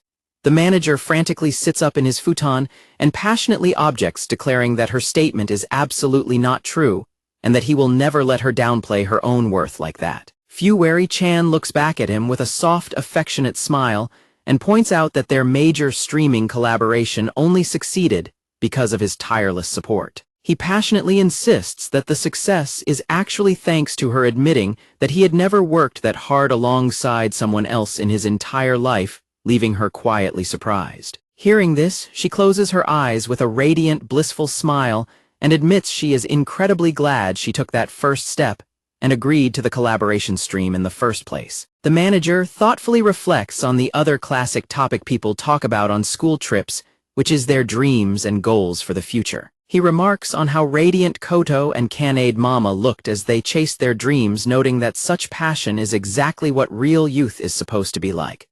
Fuwari-chan silently listens to him, her eyes reflecting deep thought as she looks upward. She tentatively calls out to him, hesitating for a moment before preparing to speak. She shyly confesses that even though she knows it is presumptuous of someone like her, she actually has a dream too, explaining that she wants to keep trying and interacting with others to see where it leads, which surprises the manager. She confesses that her hope is to work as a voice actress again someday. She adds that her experience today made her want to get back out into the world even more than before, but immediately blushes and worries that her dream sounds ridiculous since her voice acting days ended in such a struggle. The manager sits up in his futon and passionately insists that her dream of returning to voice acting is a truly wonderful dream. He reassures her that she will only get better at talking to people from here on out, and when her day of success comes, she softly giggles and admits she would be incredibly happy if he was there with her too. She gently tells him that she simply wants him to stay by her side, which causes the manager to sit up in a flustered panic and wave his hands as he frantically explains that he was not trying to make excuses for himself. Fuwari-chan is shocked to see that tears are streaming down the manager's face as he looks back at her. While she frantically apologizes for making him cry, he covers his face in embarrassment and softly assures her that it is not her fault. He wipes away his tears, overwhelmed by how happy her words have made him. He silently admits to himself that he kept his expectations low to protect himself, expecting they would eventually go back to being a delivery driver and a customer, but he always wanted to stay her manager. Looking ahead with a soft smile, he resolves that it is finally okay for him to be a part of her dream.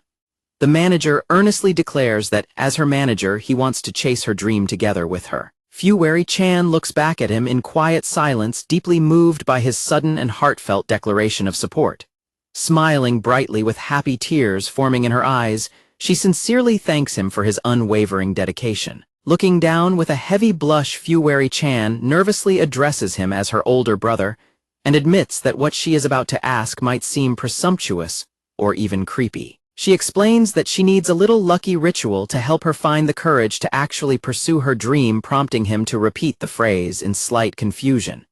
Peeking out from under her futon covers, she reaches out and shyly asks if he would hold her hand. The manager yells out in absolute shock, completely caught off guard by her sudden request for them to hold hands. Trying to calm his violently pounding heart, the manager slowly reaches his trembling hands across the floor while telling himself that it is simply a lucky ritual. He finally reaches out and firmly clasps his hand over hers, holding it tightly to complete her requested ritual. Fuwari-chan stares back at him in silent awe, her face flushing a deep red as she feels the warmth of his firm grasp. Fuwari-chan stares back with wide eyes before quickly pulling her futon covers up to hide her face in embarrassment, while the manager looks away with a heavy blush. Lying side by side in the dark with their hands firmly clasped across the gap between their futons, Fuwari-chan softly admits that she is genuinely glad she came on this school trip, and the manager warmly agrees that he is too. The next morning, the manager sits up in his futon and looks over at Fuwari-chan, who is still fast asleep, as the morning sunlight streams into the room. She breathes softly, continuing to sleep peacefully in her futon. As they check out at the front desk, the manager watches her from behind and silently resolves to give everything he has to make the future she imagined for the two of them a reality. Turning back to him with a bright, blushing smile, Fuwari-chan suggests that they go on another trip together once they achieve their next milestone, prompting him to loudly and enthusiastically agree. They walk side by side, their hands swinging closely next to each other. The narration notes that their outing ultimately turned out to be a truly wonderful school trip.